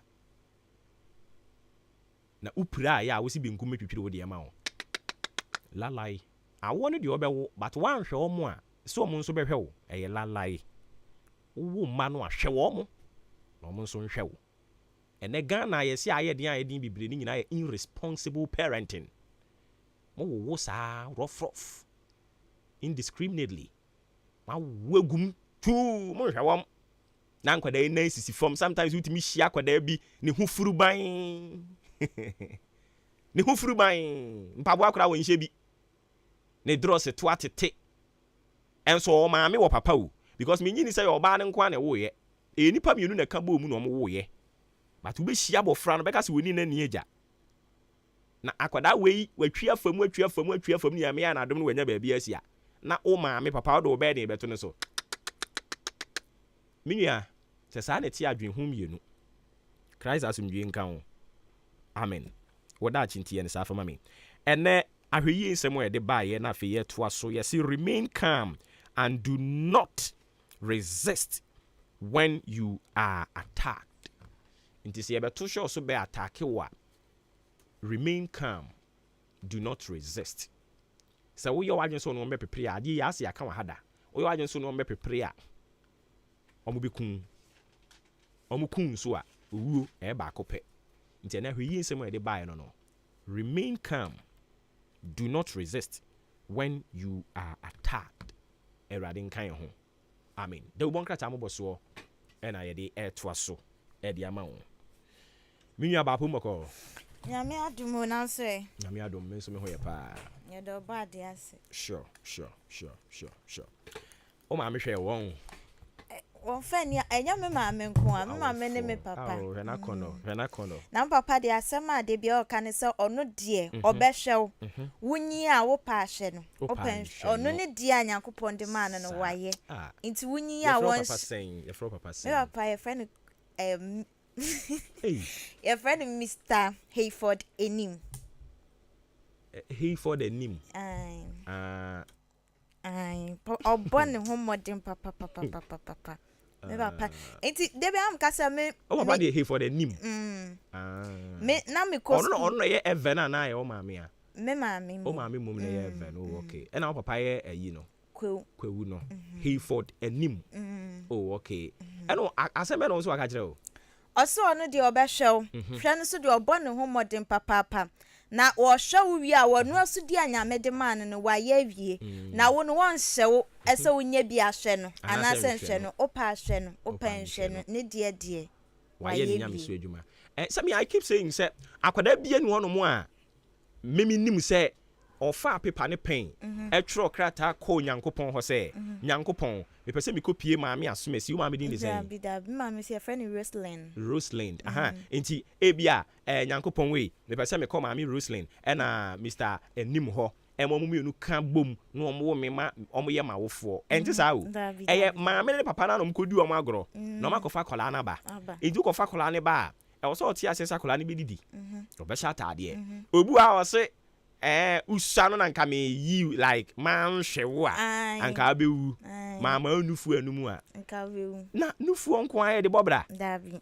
okay nufu no ya ade na na emitimi num nufu ni biem dabi entu yo wofo na wanhwe wo ba akoda ne wo ka bebre eniema bebre to chima wo ho Obuoba meti could you believe say me kofie sisi a me ma me nya du fie the first is ade bia me de bag bi ekita me bia oboso wa shaase biem na ohwem we wunya wen ma me ansa na me toy onya ska wen na de toy oye ama obi ra ho enya sem ketwa obebie mu obi ra ho dia wo kan obi anya o se obi ma me kra mfa no ho na obi ma me kra be ka kire ne se wo de hwe wo afo koba no wo de o hyedem empie baby ameji a obi anim se me ye adwuma me kofi a ade we unya wen unya ska we he na o de toy ekwa obebisa fifi mu anti debi amini mi nyani akaza ma ne da dom ye fifi bibi on pese o mu hu enti momu se mo anhwe wawofo no mo a momu nyankopon bibisa mo but wo yo wofo no wanhwe wo ba akoda ne wo ka ye mpesa wo ti ase no opani yo jina pombo Newton rather apombo ko de Kristo adom ye ho anope de yente wo de ani taw na fe yemfa ye da wo bonkrata ne nsu fa nwurewura mu nyame adom mo koto ye koye ba na fe de bibi aboko won Kristo adom enti da ben na batwo ne koso me say enen na nyame ya adom a de share se yi mum pija ne sa ejiri se ye se Kristo sa de chi na se yenya ehu han dia enen na ye betu aba no ene oh I see nyame so ya adom ye sora no pe dia me jiri se boni bi ensi die nneoma gugu akwan mu na unyi ni se last minute obi be san di junction bi asan beto so bi oh there be on say NDC na kasa nye party a epemanso enti na enye party epemanso say what should date se mo obi move steps we know who say steps no esi say bi say we just okwase yanka na ntumi sisa na adwen is on one say party ni hihye ni party ni culture e won hihye na se wo fom mlan na so no aya kodu be no say de mi ye se mi sa machi a party ni ho asem bi aka enti mate o mo ade ko mo ano mo se okura se maka na maayere manwe okay ene fa yananti mu kakra sen ne abato ne be ko he fa na mo to no bere ben hihye wo and okura say abato no hihye ni nyina no ba no say transport venue no I set ibetu no odan kwanta ho a odan se ya so odin ma odan kwanta ho bi ho amwamba ya afrom ko gina odan kwanta he ni mi se abane de ho mo pe ho ho ana mo pe omo de asem ne ko se ye mpanifo e de enim nsusu ana mo etu ye no na bo apayo no mo e ba ne no mo masasa mo adwiso mo ba e beji o makan ho but anwumre no nyame be hye ne de enim okay enti enne na bato no e ba so enne na bato no e ba so every ben ye be start conference no by 8:39 ya okay and ye be share conference no ye be fan say within 1 hour na ye conference no na party ni hye mu no enne no still a ye executive for ye adwuma as chairman secretary ni ada executive no ye koso akura party no enti onto say be hand over ma committee electoral commission ni party ni committee ya hwe election so no ye wie conference na chairman address na secretary ma report na ye gu conference ti ye gu conference ni wi a yes mo gu sa executive na ye gu sa executive no ya di na ya hand over ma chairman be gina na ma hand over ma electoral commission okay na sabre na ya seti boot ni ballot box ni papers ni mo sha about one say enti these are some of them she ya say ye kwa about obi ntia say obi incumbent by still no no hu da ho bo odwumedi na ye di ni mo political office ye nya nto ho sa okay enti bra ye be say be hand over na ye bra yisi ahihye ne ma wie enti ne san dwumedi nyina no em say ya hihye ne ma security soldier force so bapa ya prepare ye ho okay enti ye be srese delegate ni party ba ho media for ya sisi baby a mo ba mo betra ho no em say ye nua na ohwe oye communication officer on na accreditation sem no nyina ti mudu I think me ne nya fine oh when the fache no because na original ko no agbasi fache na say ugina ko no na nje say no nya fine me ne nya fine no between me ne no enya na abato asem abato de omonto na omonto ama hwan ato no obi foforo ho ye ni obi amum e bia be do le be obi but prempre ka say die Odi amonko pepere monko to mo Kala TV. Enti dwumedie ne de ne mpompo so ne de em se de ekọ ne de by 8:39 ya na ya hye dwumedie na se. Okay. Ne ba che kura 1:30 ne egu conference no. Na ya hand over ma ayi for na ebedro anwumre se bre na. Ochina na ya the victory na ba se won say ma hye fufu amenity he no. Yo. Na de edinkuni be because Radia yewi. Eti yebesre mo delegate etie na no penzi so no. Ye wo mo a ehwe aduanesem ni nsuo. Enti we ye delegate na wo do accreditation but wo mfa wo pen enra bia. Saafo no nyina wo be hu so wo be du ho no no. Omo na wo hia nsuo bibia wo be hia bia no. Me o saafo no identify wo nyina manage sa ne man nyina ma because security zone ebe so tight kakra enye ba bia na obi abetimi ya de afa se de ayi ni ama tension abam kakra exactly so say security so nti na ma no ye kan wo we delegate that doesn't mean so you delegate wo access to the area bia se wo ko bia ya arrangement so montana no ho na motana cause protocol na wo kwakwa ye tintin se bia me delegate so ba se wo beto aba nti wo ba so beto wo hia nsuo aduan time so bibia wo hia bia no saafo na ehwe sa adwumedie no nyina so meyi o ma akire wo conference na nti so wo hia bibia obebe wo monye ze ofiti ana wo de opeye de ye bibia nti ye besre na media nso so na matimi abeboaye na report no bibia anya fe but I think say me dem yes ka wo behu na mo de beba me yes ka me ma henkan ma oh ade me yes ka me ma me yes ka me ma henkan me yes ka me mo mo nti no me ni e be say delegate for say me say de eni o maka na party ni de yeyi chamamu ni film anye yi ana yeyi mi secretary film anye yi yeyi mi ameti adwuma so amabe ma party in history yen tworo odan NDC dia ene onu say the first time a tea party ma bresu ne party ye call contest or branch yeyi interview or branch membership drive no ma page mu ti baby edu no de baby edi party na bedu with the experience I be for politics so here we adwuma opposition ne so e party ni enti omo to ama ono na omo to nso de ama Ebenezer Frimpong e call for deputy organizer ono na eba be kan bomu aye adwuma me oba bi na me so project ni pa oba bi ani ha oba bi a me so project ni oba ne ba no be kan asem oba ne ya de oba no be kan asem sisia de Ebenezer na eko wo campaign wo view no da bi ene dodo no e kan mo nyina akra sa na mo kan enti no ye besre se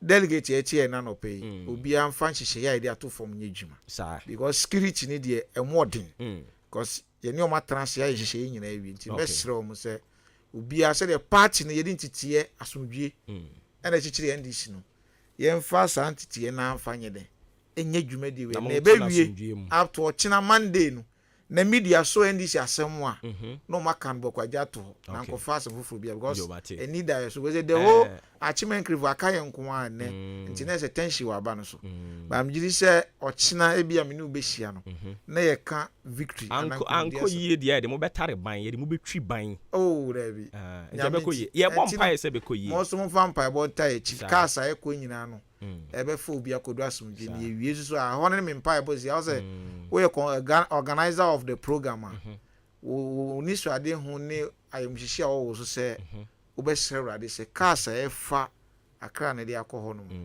odu mo babedu asomdwe ti na no pe de sere by now ma shase e ba se wo mo ma shase okay nti 7:30 ya na me de ma mo nti no okay cars na aboabo bus stop ha e picking point okay cars ne free be fa e bi wo Methodist conference wo enim ho okay we fa bi o PWD camp Roma parish omo park ne so ha okay and omo e war from Nkwantanu mu nyina be form wo stop over and I allocate old time Hebron e be pick one hifie enim ho okay ba ko so be fa bi wo Zongo Central Mosque okay e ho so no e be fa bi wo ho na oba tutubotom area ha presby are solid down enim ho na so no ho so e pick point nti no these are some of the areas obi anya access to that area na buses no ya fa bus metro mass akesiem you know okay e be fa o makwa ba won wan manya time to see but I think say conference be share sentem chini nka obi obezo hu bibia no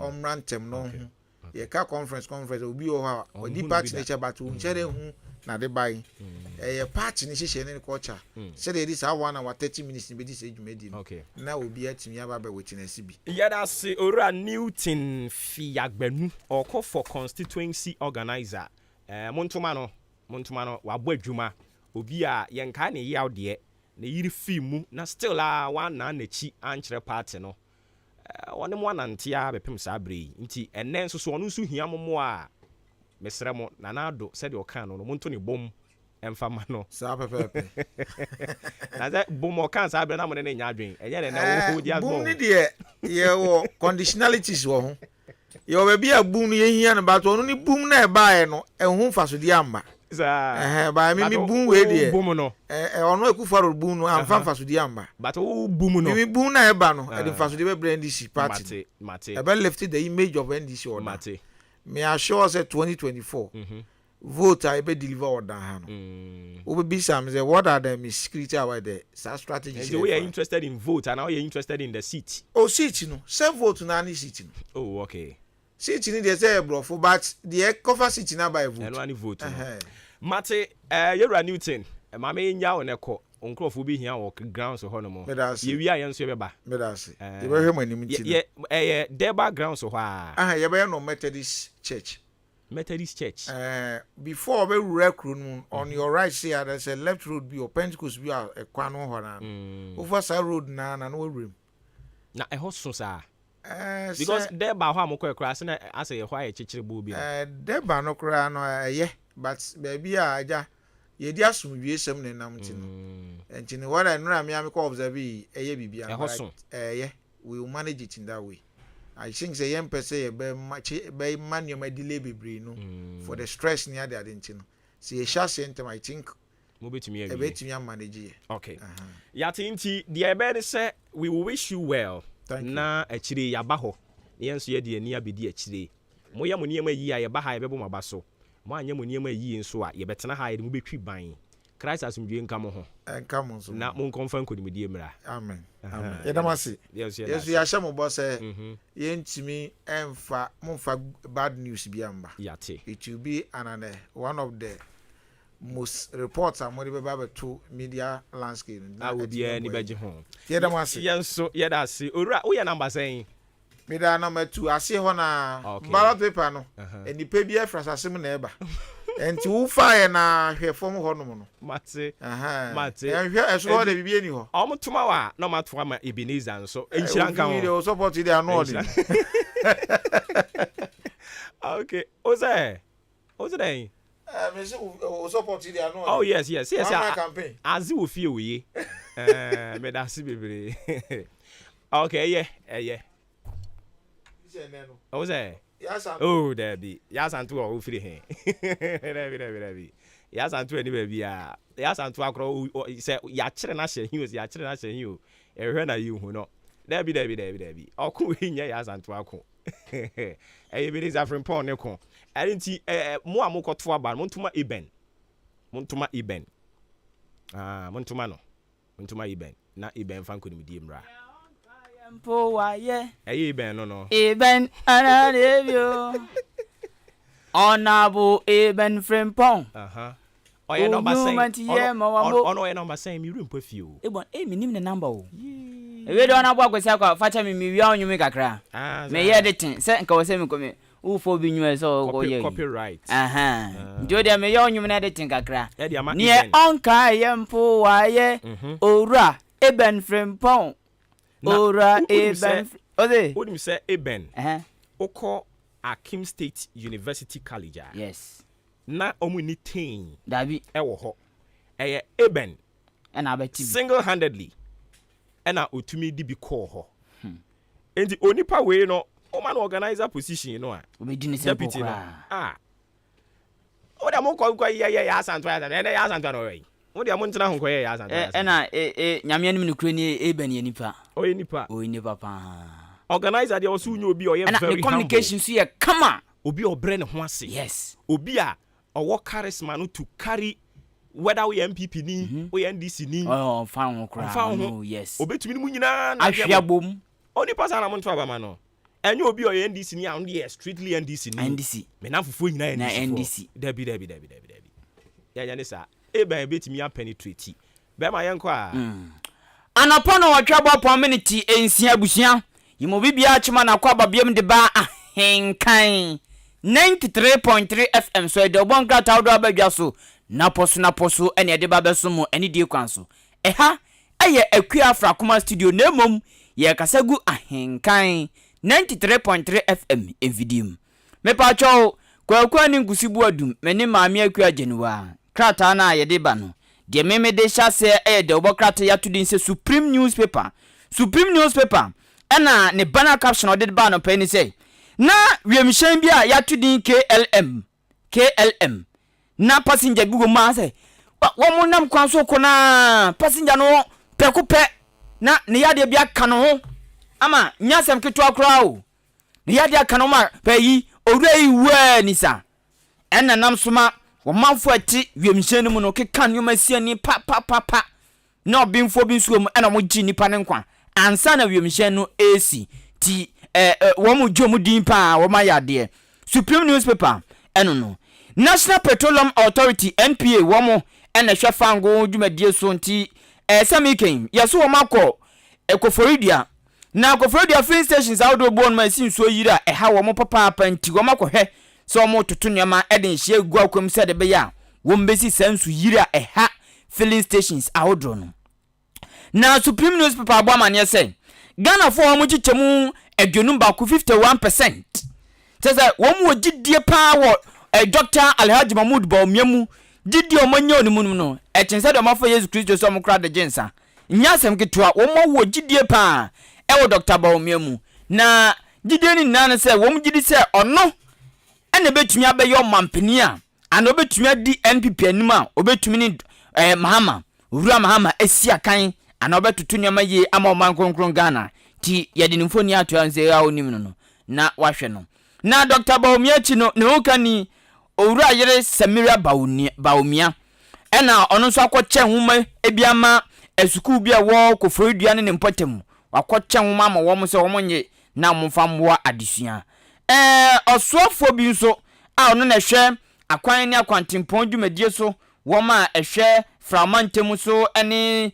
emiamia wodo bi no wo mo ebo abaso kire se sesi isana hydro project no okosunya ne asu na eno na osuafo a owo somenya mpotem echese nani agye adwuma no papa nani agye wo pa se de adwuma ne kono wa men ekoye papa sanu hadu esu ewo sunyane kafra sunyane mum Supreme newspaper anopay abusia ya tuako wakrata emoboso no eswo na ye free Supreme ko wakrata ne samode eba ya ne de Vanguard ko wakrata na etwo na Vanguard de mampeni na adodan kwa kufado foni abetu asaso ana yera Alan Kwejocha Martin Minister of Trade and Industry ni foni edase na Alan Kwejocha Martin na tse wa kasayo ene wo trema na tse wajasa se didin wayache inte wo sensem bia enkokoye ni wo hwe na wodi mu nkyerechemu nyina to dwama bibia konkan bibia ye din ko wakrata de ho sem etudwa na endra no sia kasia so ana yadi to dwechemu se law school di titu ne adisuafo a wo mo gentete esa lawyer fo adwuma won pese wo mu ye bie won pese o mu hwe na ne wo mu di asem ana na wo mu penifo a kire se wo mu social media handles ebi ti say TikTok Facebook WhatsApp Instagram ne nkwan banya ya jeffrey wo mu nsem ne abo ho ban enti wo ye law student a okite bia ne age ne ya hwe ne social media handle no de ye wudi bibi kwato adata se nya no wo ma hwa atwa so se ne wo ye no enya de betimi abo ntijai ko wakrate ade ho nsem atudwa na ko wakrate ye de Dr. Mustafa Abdul Hamid Mfoni abetua National Petroleum Authority Penny Power Danny many watchasa update enyema akoso ewa na so ye nyina wode hu nsem nyina maako wode atudwa ko wakrate ebon dero na ko wakrata kro ya no wode mame Sarah Josafo Mfoni abeto ene sabre mami wo maimuntini aka nyina wote na ni Mfoni awade abeto wo chemsa waba no wone NPP mrasebedwafo ne ekohia na wama twetwe nkomode Vanguard ko wakrata ade tudwa Diamde to so aye business finder. Enu esikasem. Na anu ne esi labor agitations no. Na owura ono na ye ICU General Secretary. Watu former ICU General Secretary. Watu amanfofo. Say yenhwe na adekora de saade ne ba no. Route no mfitiase no yenhwe ne yendu dwuma ne yentumfiri ho. Na asomdwemra.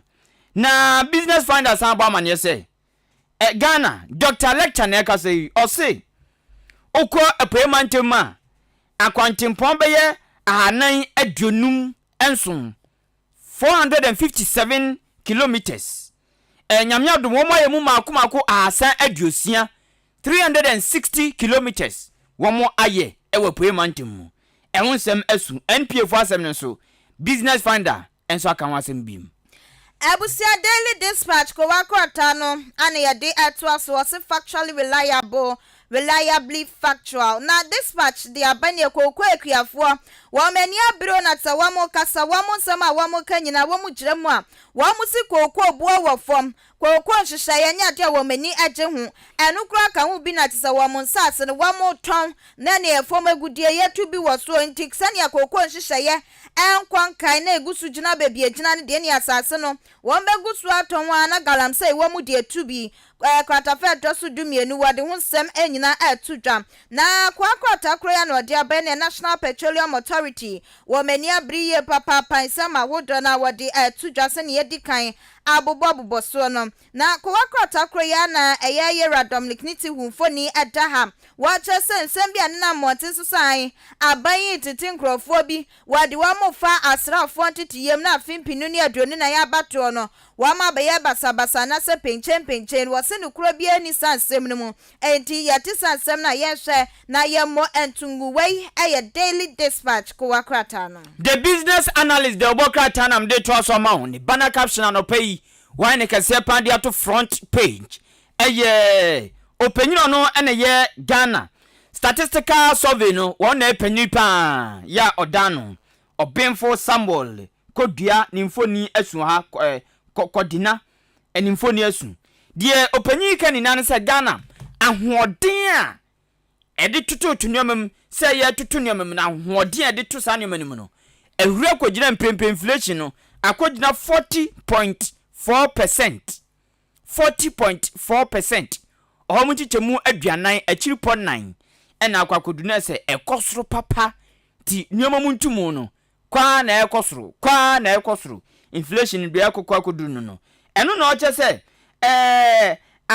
womaye business no anze sei samo jilo na atua no enwo se be ya den papa ama wo business analyst jobokrata na ebo samani wi oso afọhwe Ghana hisika semso orminyafo Ken Ofuriata enso chese nyoma odo ekrafia ma no ne yede won to abrofo nyoma so ne sanema no wo mo ba be djuma pa orminyafo Ken Ofuriata ene ekasa asem wi na business analyst esamba mane say oko US abrochimema USA before one no wo mo disusuye bi koto US empenifo nim se won pese won nya sika bi ma before wo US enkwa na sika ni din e de Royal Digital Currency na no na US for agiatum se won betumi di sika no ti Royal Digital Paper and Royal Digital Coins and Paper note no wo ma agiatum a honsem krate adiaba ti US for before one no wo mo atodi krate fa to so miensa Facebook ade eku o hye wo mase Meta ye fe ne Meta for so mbe yi nipa mako empim du baako 11,000 wo mbe yi omodi ede na asie ti Facebook mu Meta o so be yi nipa 11,000 edi.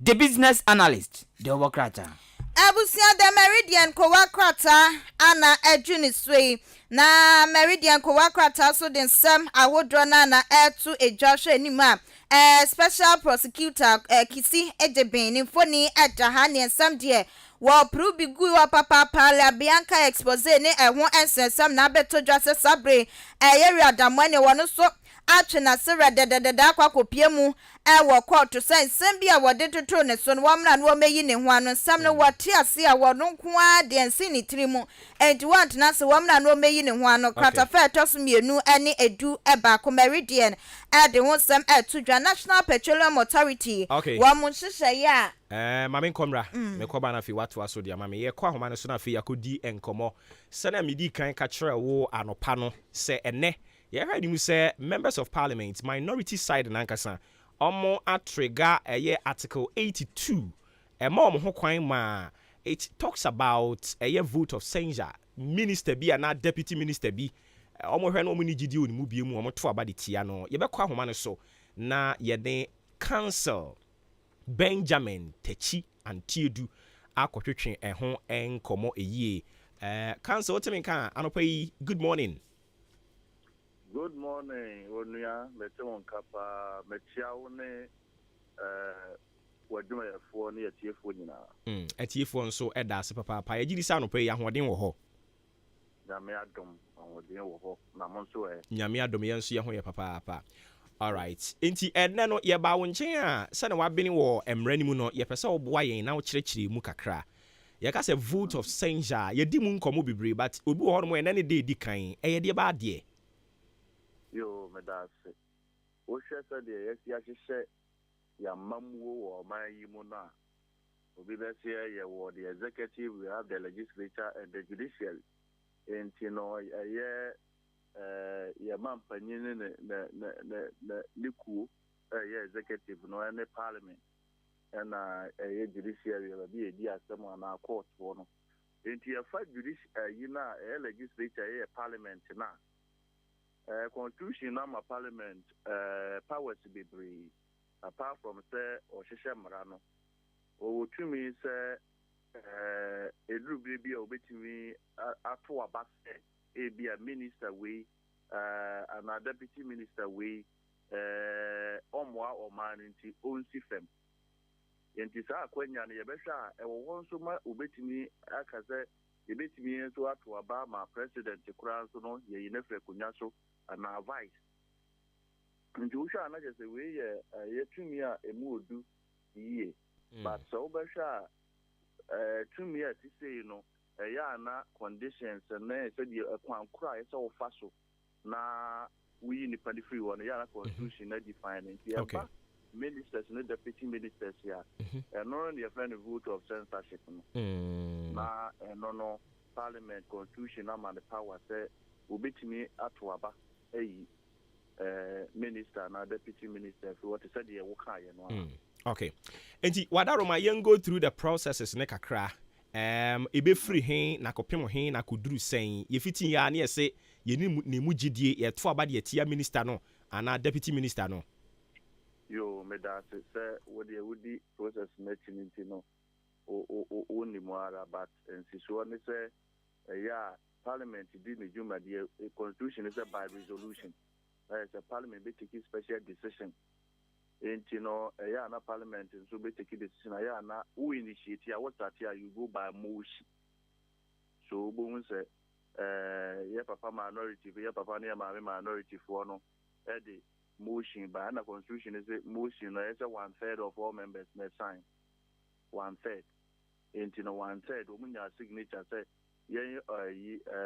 members of parliament you do what you say no you pese parliament to aba ni finance minister free ho na abesha omo ko so kra the grounds in so a into omo kasa no bae and no constitution no kra and require say we in so no beba but say akoye parliament ano baba ye na say wodi bibia wo betimi dia convince wo nuama na be support wo ba until now, Besha, or let's say about 6 or so in Yasua, or Mopesa, and Untino, or Musa, who be here say, ye better Abania ye, you're a finance minister, every Akunaniso. Intino, if you are near say, notice no, what survey, and I say, ye publish your parliament one more for about 7 days. Intino, and ye publishing notice and so I just ma will be as what to say ye be about to motion be say na je se obi a say oye ne consultation na say obi oye ahoboa say emre ni duru ha oba parliament no na waba na aja abeya kwanya say the public will get to know about the parliament agina afa na say bino afa ewo house ho no obi a to bitimi ne mra che bejani so adi nkoma no so ne adi nkomo senia ogina wo mana mu se de omo bepese obeto no aba akofa enti friwa na je dano a ye be debate motion ankata na ye be move no ya me fan se de odi animu a motion no se ye dika advertise dada ye dika dia to obi anim ti dani duru ho a parliament wo paper be an order paper no na niema parliament be ye da bia no ya church was so this agenda o committee a ya church niema wo be ye no for the day no eguso no enti duru a na nipa wodi animu no wasori agina say ye ku we die anase nipa ye dodo ye sei ye gina mu say ene ye move motion ye propose to the house say ye nyi nipa free o na je say ano baba ye no emre na eduru ho no na no de you o baba ano anase obi e kana adine say ya obe convince ni nua say on support ana ama on support enti e wono na constitution no ese enipa na minister na za motion yifa no ho se yenyino ana me yenyino wono no obenya akwanya enso ayina no fanze brebie ka se ye right to be heard ye common ye writer obia wo the constitution so ni example or the shame say obia ye be ye na right to be a minister na appointed so a minister ye be yina die at least yenzu yentie na no bi kura no wo mu aye bi ma ensam aye kan ato no so no no so the atriga then if you are not just a vote no na parliament be vote na vote no is 2/3 of all members of parliament. 2/3 no go say be to 183. It should be 184 because we are a probably be there actually in the pan so the kan ya na yenchenimu ye ka yenchenimu ntia na ya running up na the basic run is what they are na brebia no wo constitution ni mu project no wo say e dey the constitution the person nipa 2/3 na say the minimum number no and wo penti just the constitution the nka nipa no cry more enti no sa bia wuntimi nsan ma wachi uko wanim say ya wo be meet sa target na no wachi ni bia de beba bia no na kontu ba hwa e ho na and we no so be say ye be yi wo bia na ye nyi wo bia ya na ye secret ballot constitution na dia shego pefe e kwan parliament first to taking a decision am prepin ya na ya abatwo the zone is a democracy dia wo ba bia wo hwe court kra ebi wo no mo a especially ba bia wo mo do so to court of appeal in Supreme Court no the do ba bia as a majority decision enti no o mo ba to aban back we die ye ballot secret ballot they said the ewo ye to abayi speaker de no enti hono na amana ye hu because we say 2/3 yeah minority for more move motion and now the notice here by or no 183 and now 184 no enti ya dia ya omubeshia majority for ni bi and omuzu we gidi say ya no secret na o betumi enya bi no say bi mokura di kan ka say omo kura di kan ya press conference nki enyi yewura na obi nsomra na kansa wo hwe saa no mfiafia ho no de mepese ye bedi numu nkomo but ye pese ye di akire yie pa na hu processes ni nyina siwie ansa na ya ba mfiafia ho no enti sisia no mu hia 2/3 as we speak now no de emma no oha ne aduowotwe ednan saa ne tie okay enti se omunya saa ne wi a the said minister no eda biem no obeye question san will be say one na minister no or what kwenya so be resign and now ka to resign so as a president in you know the president no so won kwa say obeyi no na hono na nanka ye nyina ye hwe animu say enka parliament ya go through such tedious process here steps ya parliament ya follow here na enipa be 100 2/3 of all members ngo mompe minister be the deputy minister. Now case we see them automatically. So the minister shall resign. The constitution now was how the pen one minister not so bit resign.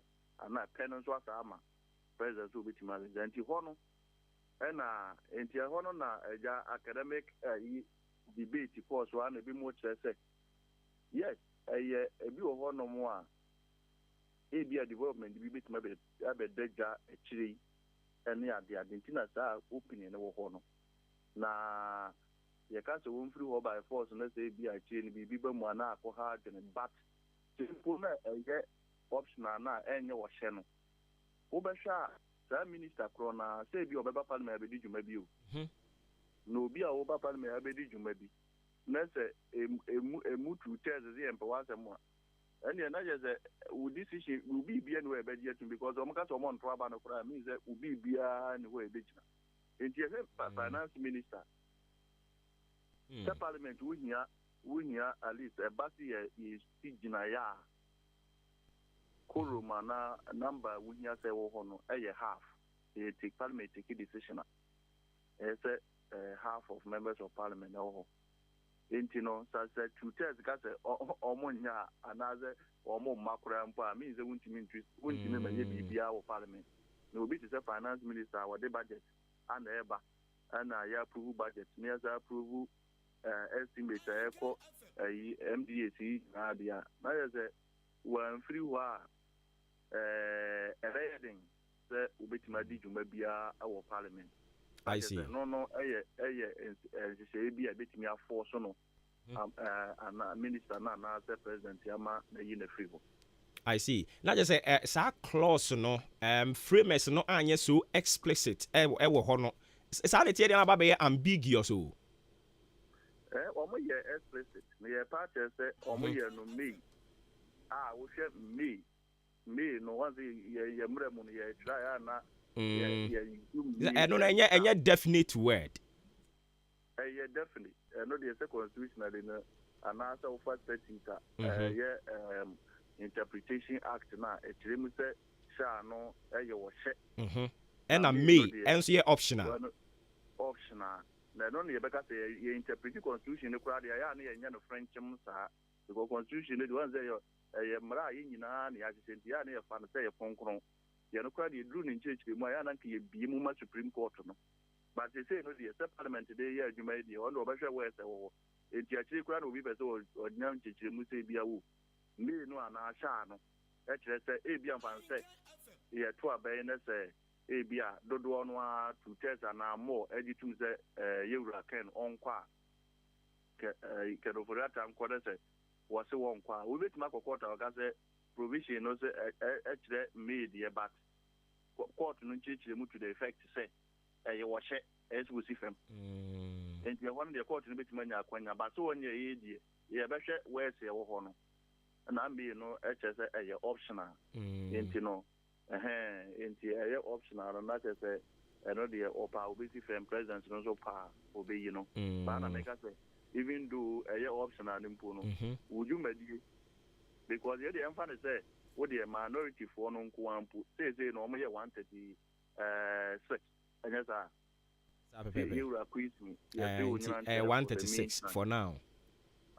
Enti se omu nyina kura ka se budget kura ye de ye mpewa na ye mbutu ma wa na ze ye ma ebe yo ha okese pa ma ye nyina se sa de tie de a na je se de omu ye nyina no enhye da nko ba bi asa o no de ewumba on ze yi politically na montu bi sei no ya na ewonzem bebre won say sa parliament ye wo we no enzem wetisi mu o enzem wetisi ne asinsu beton so ana ma warning ana signal na ye sha from the time he speaker he be sin the ya ne edru ba bia blues e na mi mu a na ye say enzem wetisi say udi be call record so cra say parliament attempt to be this and me sure say obi ya be peda say e beto no once the minister dey kura na say parliament approve o mo ya no mo pese ye by majority decision aye kwato o mo ti so apa ba na ka pese bia house ni nyina ni mo unanimous no sa it is say we dey be ko we Trump ni here eduru baabi any bush ya say to ye omo attempt sense and be wo omo so but by the fact that record history a woman say one we say ama and someone man for kakra say yin na so anti emfanyon so damning and yes but politically they may have a reason into omo yes but even for education purpose it's a good thing to happen to anybody the Ghana hano yan so yesua abrofu die nanka omo ni ye bi won so anka yesua pa enka yese me in particular the president say when there's no basis for him to remove honorable Ken Ofori Amanfo na mera hu yi pa because obia enya bofra anaze yese dokuna eto ache de obia ni sa aden yeti ha na se de amamu isi kui ye de ni mo hwe kura de ene woto ade tia ugina wa na yesa tu ni nyina gina se de ubesi ahye oman ni sikata mafa etuka se nyina so obia ni so de na je se opese o kasa ema bedru se no na ye wura yin so kura ro hwa yuki se nipa the same party o anya se opposition e koyi obi ba party na timi gina wo se se de wusi bi ade ye koyi de ebegu yenye party na nimu ase enti sifem na yenya another prime minister now but na the head of Exchequer resigning prime minister resigning tan ye man na SCF na say wo resign kwa na obi from so ba no antimi a na ye hu say e bia na wo kra na wo ye enti ye to save your image, to save the country ebre bia no obi mu beka say o free so a enye automatic say de obeba no beboa but say wo bobo na say enko yi a wo de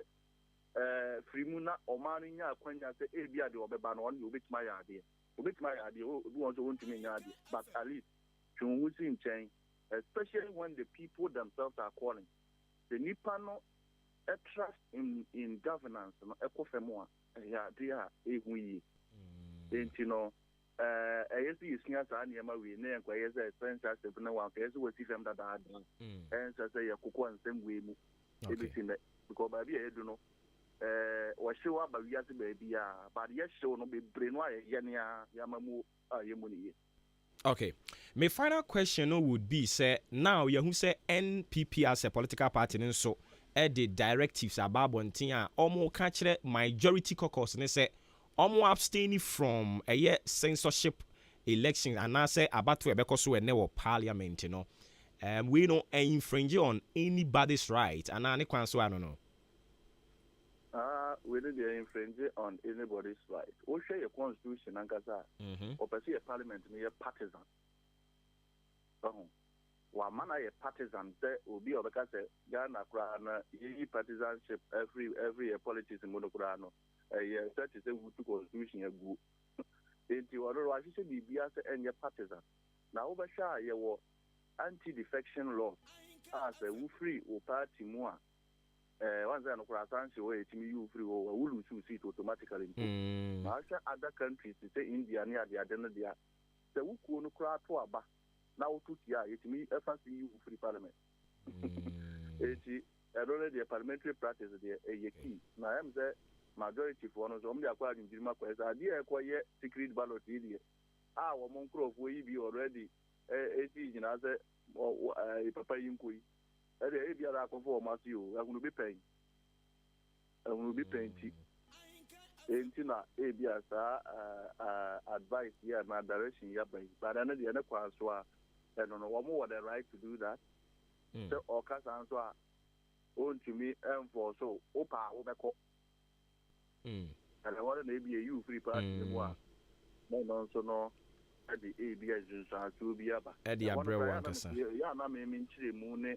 The constitution not necessarily a mambo no. Yeah, na me make us a senka for so my free party media. And sese o check the language of Article 97 and sese and kawulu to seat.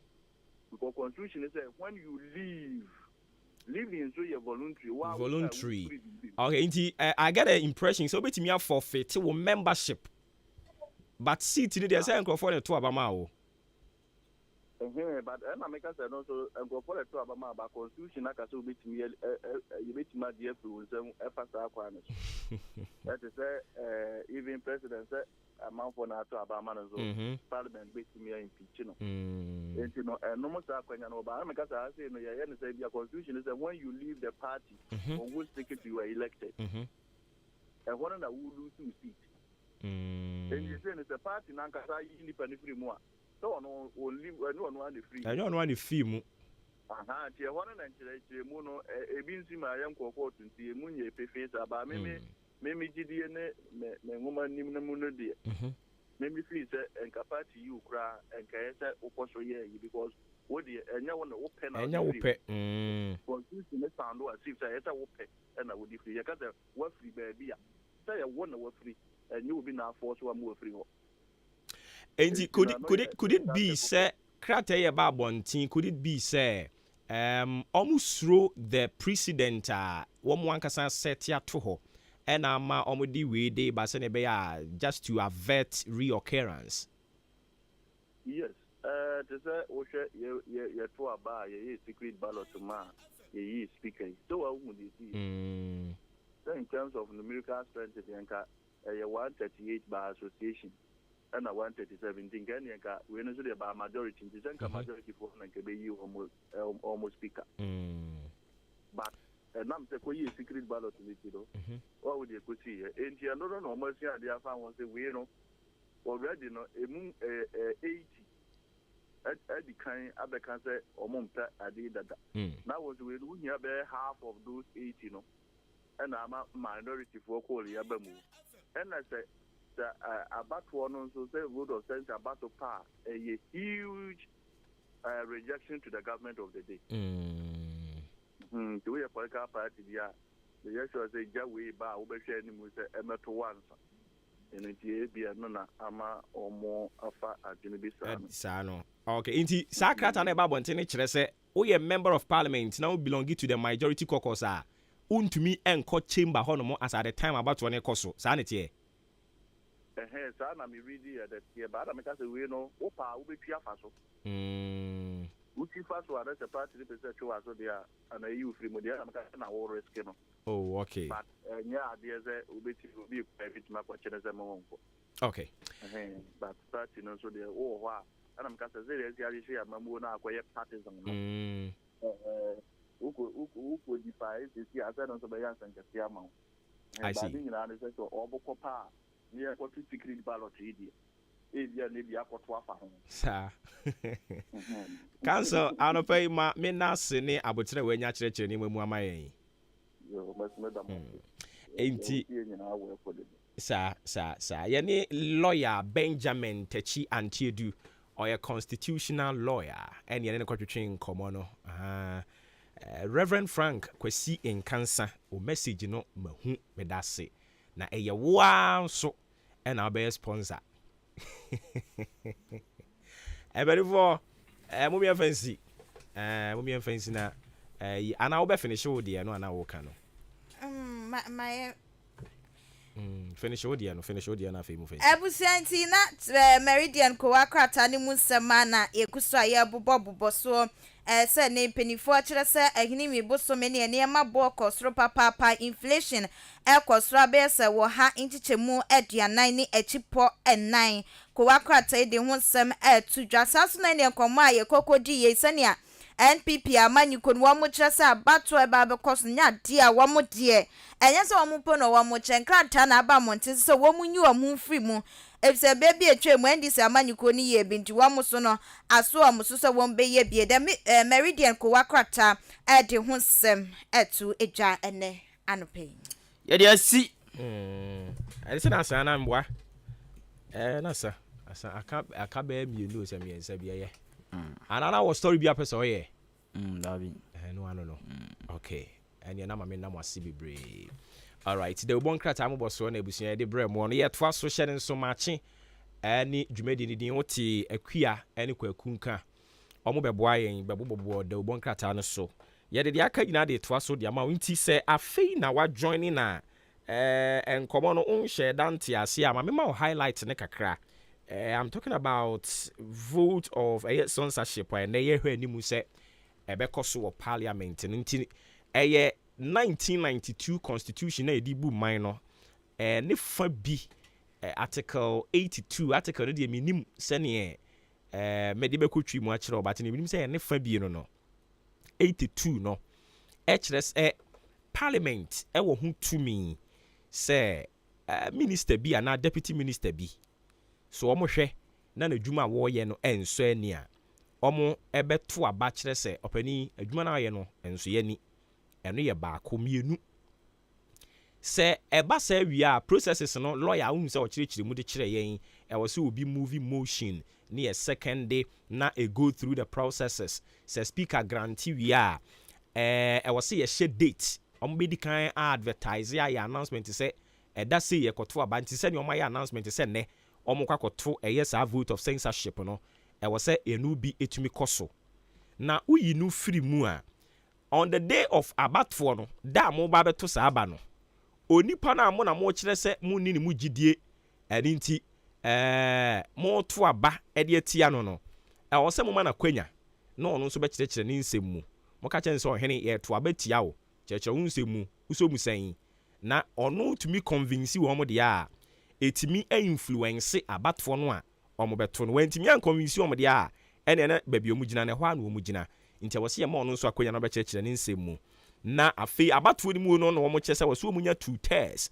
na wo ba ye Ghana ha 2 tests no ebinim say 183 ebinim say 184 sane tie bia 2 tests wo se mutumi eto sa aba no na afi ye wie no minister no asem ne fa no ho no isi da no be resign ana o mampani ebe yi na firi ho se omu nyina o mampani ni minister na nkasa nso bubu nu egu omu asum na o still la obekoso awo ho a afi parliament ni betimi decide se ye no enye business bia biem nti da bia be hunu so wuwura mu no na ya pie de waja ho na wakasa kire nkonwa no o be frustrate you sa ma me san kwa homa no so sisi a na me ni honorable Sulemana Adama oko eye time samo kai time the decider constituency no yenko na ye ne honorable nkotwetwe nkomo honorable timenka anopa yi ma kye AHENKAN FM sunie na bibia boko de nyame adom boko na still amoda so ye deciders ya na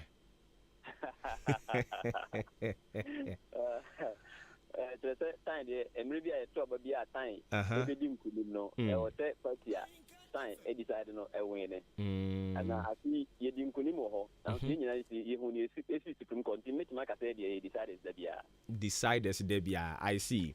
All right, yamra issue no ankasa eso ene abatfo no ebenya akoso se ote se na me bobo bi so a ebenya akoso parliament ene no yo me dat minua emse o he yamra mu a ni gina hakata se ebe koso a na tese me yeti yamra no so eti se enyo bebiri ne besi a abatfo ankasa beba so ne di nkan no se ne wunim no wanted ne de ye dia file motion na wie and the motion are ready. We will go and do the debate. They make me a cancel the and say, you be move motion in there, you be debate motion in there.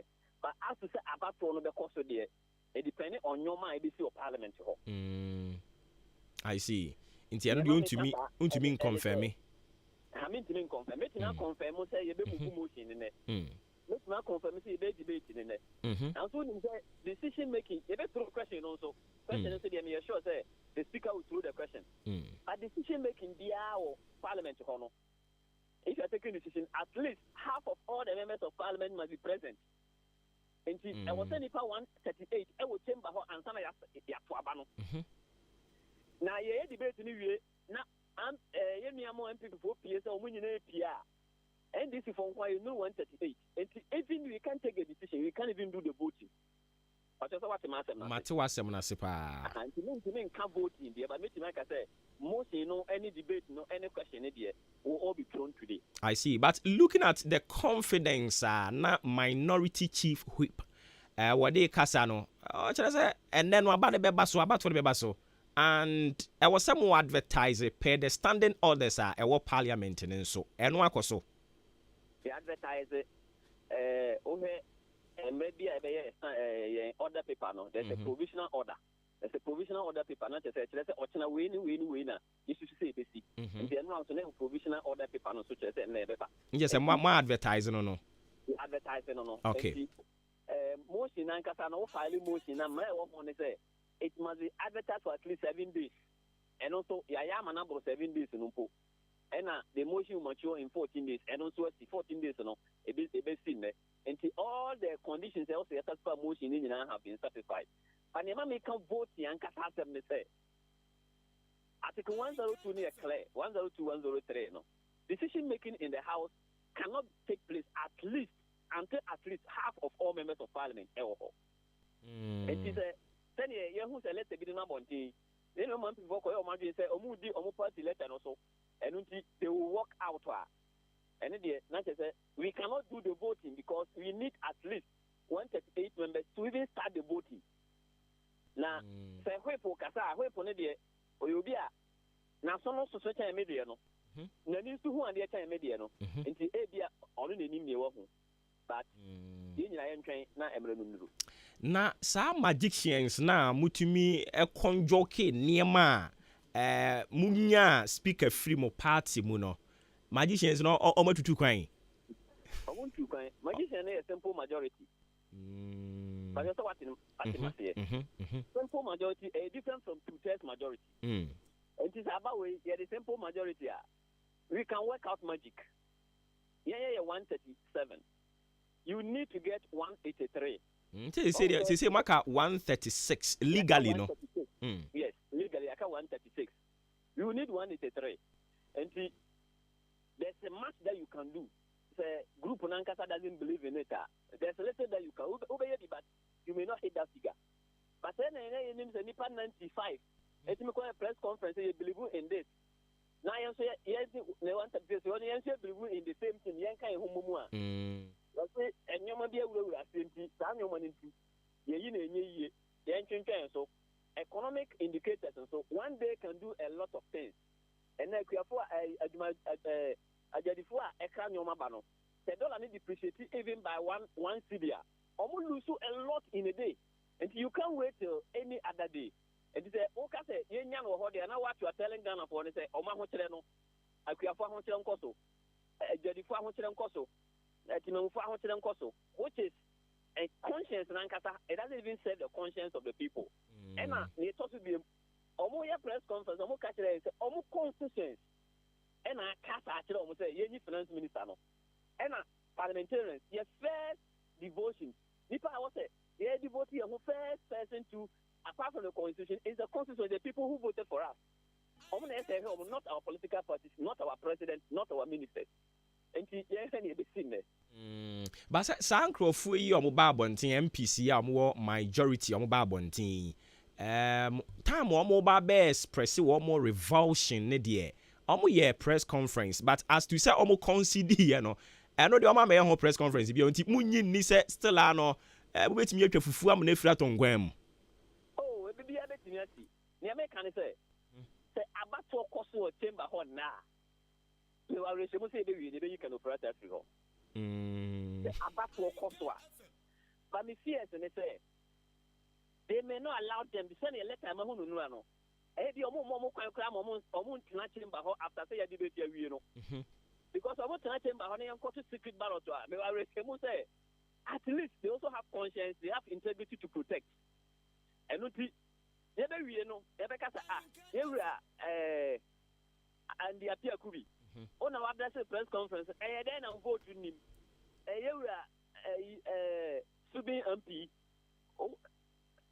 On our press conference, Honorable Eugene. You are Patrick Boama. You see, you would pardon also. And the voting Basso Chamber, and they are very recommended for the removal of Kenoperata. Now, to me, fierce, and they say, the depending on how walking out because they are with them one. Then they will, but both in their course, the jury will give it to me. O de yam fa ne se mwatimi kra penetrate awura majority ni mu enya number no ama mo exhaust processes ni nyina but who read that same article 82 no cut down e kire se mu wi a e wo se minister no mu na o resign ana o mampani yi ni free ho So when you never free was still obetimi ya wo ho. Momo de amba ya ne se mo beka se mo ne nye business. Say just say we no e obregu owu. I mean, you know what we say. Parliament so the finance minister any business aban be cause that. Every day mean exception. Every day to parliament you be there is something from the finance ministry. I want to hear approval.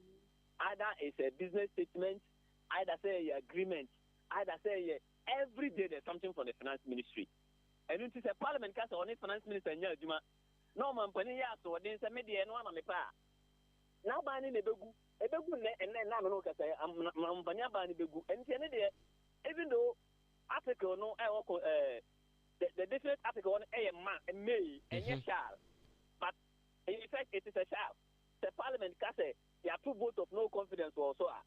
Because every other ministry, any anchor, every finance ministry, because when it's cano, and when our resources are all distributed to more, and that's every other ministry, only option, and then there are 2 about years only option but you sacking because I guess who will say majority for press conference, almost can say. So once I can minister now, or the business be about pro hormone yet. That is an indication. Some company person now buying good not say my recommendation on for I don't think he will ever do that. I see. And he said you can't say won't mean confirm just what could do what you be seeing na ebedi terminal. Yen so yen prepare ya ho ye de be si ha. Near the chiri near baby ebesan ba won chen near begin mu. But before I major am wakono, ya mame Sarah Joasafu nyame adomod na bedura sumdwe mu a wakọ ho na ase som ne de keka ho nyina wa badwuma oba ile benya hu no adwuma yo nyama adwuma si je he bia na na wa badwuma but so far oba ile nya hu no adwuma ba se mo nso mate se wa bade o ya te se ne mo hu no social media ya na ya hu ya te se wa na se utu kwan we a member of parliament na utu kwan ko chesa na o ba bie mu a se na no so process ne tie there be some Ubejuma. AHENKAN FM hoy. Na wako tena baby ya Ubejuma na dia cha Ubejuma. Ubejuma na mo wan kata no, wan kata. Na utibua. Wan kata how you feel depending on your personality ewo mu. I say akobofo abafie ne.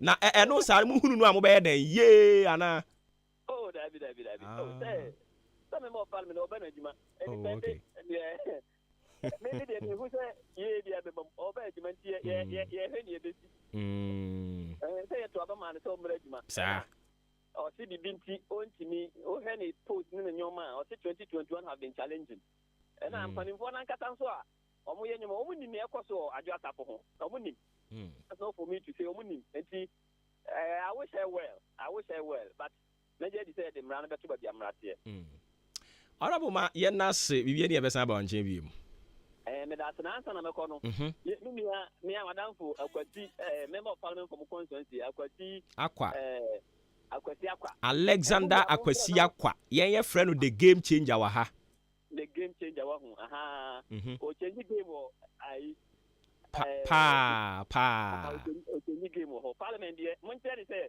o make change game no parliament ne then ye mo ho chire mo ho no o make game changer o parliament mo nye ne constituency ho nko a oh what dey awo na mpesa me tell no afle se mun timi nkata obi ade a on dey mutimi akata a kire because ono mo na mo de na ba mpa so wo to studio ho de a ene ka che game changer say on tra constituency mo ma chamber meto aba but wo obi a ne ho tell no atimo dan bia nkan che game changer say so ye game changer wa atimo dan o me ye game changer o parliament ne emfansaki minister no ba we dey asade when he sa the game changer no pay that be minister no madam so na tell so ye game changer sa be the minister ye game changer o ha but ye game changer wa atimo dan dia mo nye local champion o me international champion so honorable yate ye da si bibiri bibia dey emesa ba onche biem all right yane honorable Suleiman Adama oye MP the bomb for a time about 1 peso so no obono mantem emu abusia ye to so na yakwen anim hye ne nso se Maakye any dwumadi agusu a wutie no sima no aduonum enum 55 minutes after 8 edin nsesan as a san ba be ka kire o still ano eye Obuoba Ofori Amanfo Commander General Kasen ketwa no aso aye hye omu nyina atemudin obi esua bibia afiri ha na wode akane de ho no wakwa akoye eye adepa de usua eye pa BM Audio Solutions enso na kasa yi oseme kan kire o se outdoor speakers ena wo asay spinning machine bi na ebi a wo rane ena asay pese yi sisi de ma wa enso angu ka mu okwahe kumase enkran takrade maza drivers nbe du sika nyina zizi a lot of fair bi ahwiri agina no brasne ha ya asne any ages filling station na die anmu hwe enti say outdoor speakers na say bass combo lead combo keyboard combo digital ena analog consoles ena wanna say or a power amplifiers I say fabra na yensisi ne kama emfa emao 0243 977299 0243977299 and 0245 278159 0245 278159 fresa number no na fe yentumi emmo enkomo Jubilee Hospital nso me kan kire say outpatient service no ho inpatient de no so cost laboratory test ye be ni nyina de ama family blood group ena eye mo blood type no nso no ye be check ni nyina de ama mo kama pa ewo eye Jubilee Hospital DNA eno nso so brane en checking hwesa abofra na e wankasa wasene mu ba na wankwa ankoto sika ngu baabi basa nyame ya adoma mo afa yafunu abrane ntwa scan ya hwesa abofra no oyoba ba mo da yi on na yi bosome sen na aka na waba asase so mema no nso mecheke wo mo prostrate level se bibia de na kwan mu ana wafa yafunu so ai wasa wokọ ayasabia ahu na oma dokotafo ani kọ nyinsen no ho na nkofa wa ha ma postnatal care sa na ye frɛ no no na moka ye kɔ yi no okay eno no ya antenenta postnatal care no ye weighing de no a wa abofra na wie no a wo ɛkɔ no enti antenenta no momra antenenta no kama na fe nyame so wasomdiem nso a wakɔ ɛyɛ weighing no na atumi aboa theater no nso ho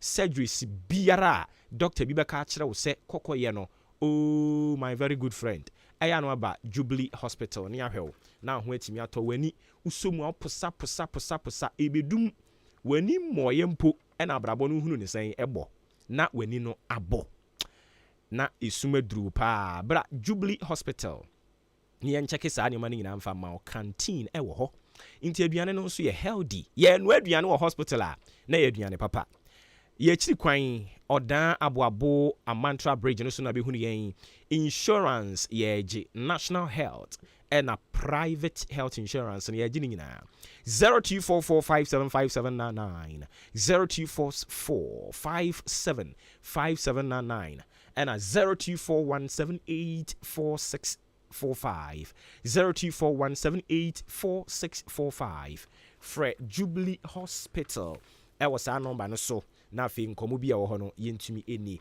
abusunya baabi a yɛduru no yɛbɛtwa yɛ ho aba yɛba nkomo no aka bebree yɛbɛhwɛ na yɛdi ne nyinaa ɛde ama wo yɛba fuel price yɛhinti ɔmo de aba abɛto abɔnten sɛ nyame adom next week ɛyɛ possible sɛ yɛbɛte so sɛ yɛtu mu a yɛka ho asɛm but yɛbɛte so a yɛ na ɛno nso so nsɛm kyerɛfoɔ yi yɛmu bebree no a yɛnka ho asɛm but yɛnyɛ ha no no kora a yɛbɛka ɛna ɛwɔ deɛ wɔsi yɛkyerɛ wo yɛadwene nso yɛbɛkyerɛ wo pɛpɛpɛpɛpɛpɛ yɛka nso a yɛni watɛm but sɛne yɛbɛka nsɛm no emu api no a yɛahyɛ da wama no afe nti wote saa no ɛwɔ wakoma ho ɛnyɛ atɛm didi o but wotumi ka ne akɔyɛ kan ahye me papa wanyɛ me but ahye me papa saa ne teɛ but ɛyɛ ade papa nso a wɔsi yɛ no nso yɛbɔ ho dawuro ɛnyɛ papa ne yɛabɔ ho dawuro nti sɛ yɛsi yɛte so nso a wɔsi yɛdi ho nkɔmmɔ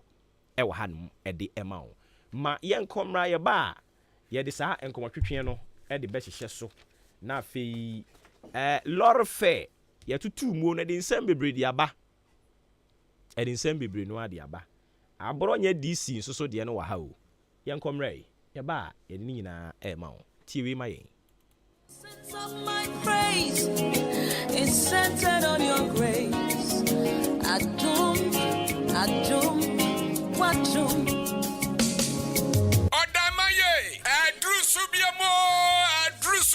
Na Eden Adrusi. Anu Abisano. Aya Jumaquia, Omopoa, Emanipa, Enyan and Sano Numa. Omo de Santre Way, Eba, Ewa Kimoda, Adia Bre Obia, so your ba, so ya Bema, so ya Quada, so ya Penini, Ubetimia Siabi. Nani and Jumako Ben at the Santre Ebre Quay. Aya Willy Duck Technologies Ghana. Enti Omo de Nami no Adia Siwa. Aya December 2nd to December 10th. Aya Friday and Saturday. And Omodia Siwa, Omode Santre Way at the Ebreye. Ne Danny Den on Baba Tretre Poti. Sa Obi Pese, will see a plaster board ceiling design, and I say POP, and I say electric fencing installation, and a car and motor tracking system, and I say CCTV camera installation, satellite installation, and a biofed digester.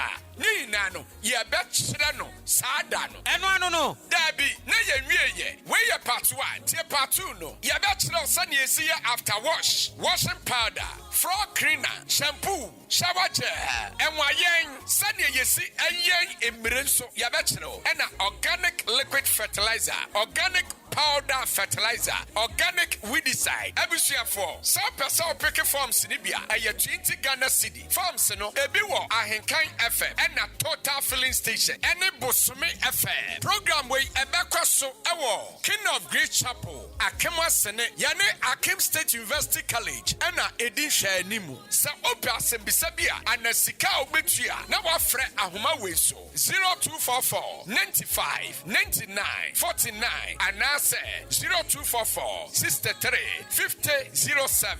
Ubetimi Ashia our Facebook, Aya Adu TVGH. Amanfo, wait, Ayan Sanuma. Yachana way in area no. Yabema certificate, Yadabaka Juma, and a pen driver. Programs in Eguguso. God have sailed through.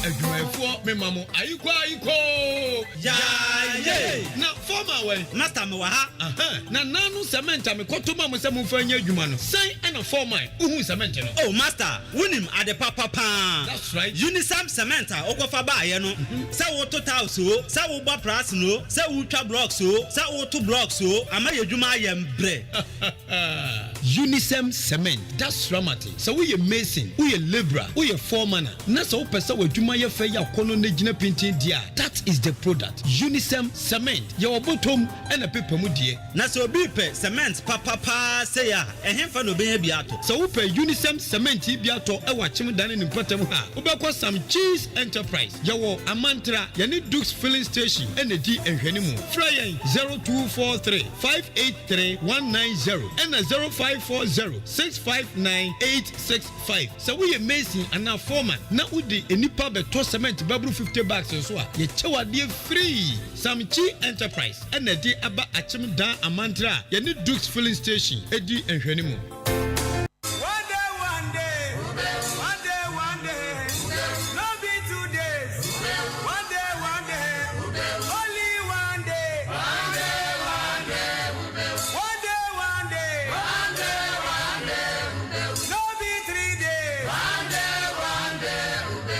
Ghana adisiye Obuoba Ofori Amanfo emamo ache edeba AHENKAN933 FM. Yera sibebre se watwen yen ama yakoto enkraba. Anointing Lady Enterprise sa no pay. Me no kan suma sem we na ti hai. Ema no Christmas eba. Sa wu twa wo ho me kwaji we afiri obi ho me kwaji oba Ise be ma na aba na nkasa ware yen hyeda mpene sa. Enti nyame ya adom na osofo AHENKAN mo bom paya ne nyame ti o mo mpaibɔ na wunya be ma ne bi na uni wo wedie mu hwe a ode ubegya ho we no nya fasting and prayer o wo de etena ho na anointing lady se oboa ma ware aso ma menko ahoma isomransa na fe memra bedi ho nkomo mfa nkyere wiye ye kona ye ni owura Samson Ade ono no director of research enu achi so pricing and monitoring oko chamber of petroleum consumers COPEC opani ho no mu di ne dwuma eja Samson otimi nkan kan afim sudi Maakye na bibia bokọ de nyame adom yɛn so yɛ ho yɛ paa nti sɛ fuel increment ne ba yɛ ba wo nkyɛn ne ɛno abɛbɔ mu nkɔmmɔ ne yɛkɔfa baayɛ yɛasan so ate sɛ afei deɛ ɛso bɛte ɛno nso deɛ ne kɔfa baayɛ na percentage ne yɛ sɛn ma menkyɛ wɔ tifo no pɛ ne kas ampa ɛyɛ fuel price no ɛso ɛba bɛte na yɛhwɛ dem sɛ ɛyɛ diesel ɛso bɛte from ɛyɛ 23 cedis 49 pesos per liter at about 21 cedis 19 pesos per liter na petrol so at by every 17 cedis 99 pesos per liter about 17 cedis 10 pesos per liter na the ecofasa anti-Australia by a buying government I say obey subsidies na what in their shop consumers are na etima boama petrol price and fuel price no etima ba for mama okay percentage na e beba no su betumi anya nsinsanso yinwia no mo adrabafo a wo mo asu ye betumi anya nsinsanso wo mo dwumadie ne so there be nya yen nsinsanso kesi bia even though say so na kakra no nya le say mu yedu kesi say e betumi aka say nti adrabafo amount transfer fare so and I think it's too early but I heard him say better call up to the first pricing window in the month of December maybe I know now buy it my share ma maybe anti sweat my banner a better and not miss up the account there and a bit sure most amount so transfer fare so now I think you could wear Christmas and now it's me a boy we no ebesha see that ben Monday and now Tuesday. Better say for Tuesday, because that's the second pricing window. For the month of November. That's from 15th and the what I don't know. I don't know percentage. You know, 1, 2, 3. And I see at this was I okay. Obeko fuel station. Na price and that's ujina nijina.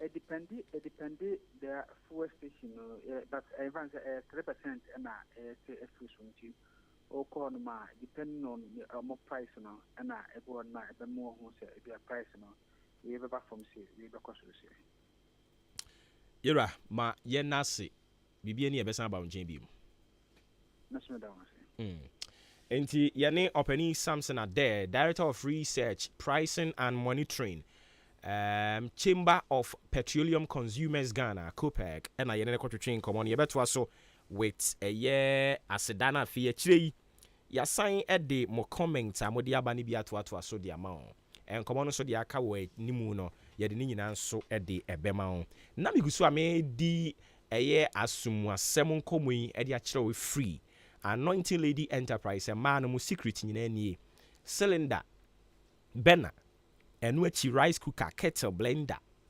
oba ensire bi da udi oni sika asumu asem ne say Anointing Lady Enterprise am kan che osebra se na osika ne tie bia bra ne ni hu nkomo be chire mu fa kire no obaji ato ha mu atua nkakra we ne ba onso atua wie ono kro no afi ye was ceiling fan e wo ho center spread carpet TV stand center table standing fan ni nyina eboa madam e ya kono eboa madam tena e ya nige e mema no nso ntie ha e ye shirt na wo pe trousers khaki trousers yi anase material na wo pe watch ade beto nsa wrist watch ni bi empaboa nso ope papa ni bia fo ani kire ho jeans ne o jeans trousers na knickers Lacoste nso wo ho Lacoste no design bia from Nike Puma whatever ni nyina bi wo ho round neck nso bebre e wo ho achimodan ye ne NIB bank ne die ne muhwe e wo eye mobile ho a frame was 0247 05 8102 0247058102 fresa number no na fe oni Anointing Lady embo enkomo ye be sign akwa ahoma no so ni akodi sika sem ho nkomo kakra so from fuel ye kwakwe inflation no enra senior government statistician wache say October inflation no ebinim doubt figures no ejina 40.4 Apuama Ntamu Eastern region ya top chart no edie na ekoso Openi oboa na no pay ni di sankomu monetary policy analyst or sign finance lecturer Regent University College one crying Ura Patrick Yankee Jauti and kind of from Suni Maakye. Yo, yeah, I do so. Na bibia boko de Nyame adom. Get the radius. Nyame wo ho. Sir, na Pentecost for so declare 3 days fasting and prayer no. Nyame betie empire bonti bibia be kama. Nyame di pa. Sir. Kristo for the nyame di. Sir.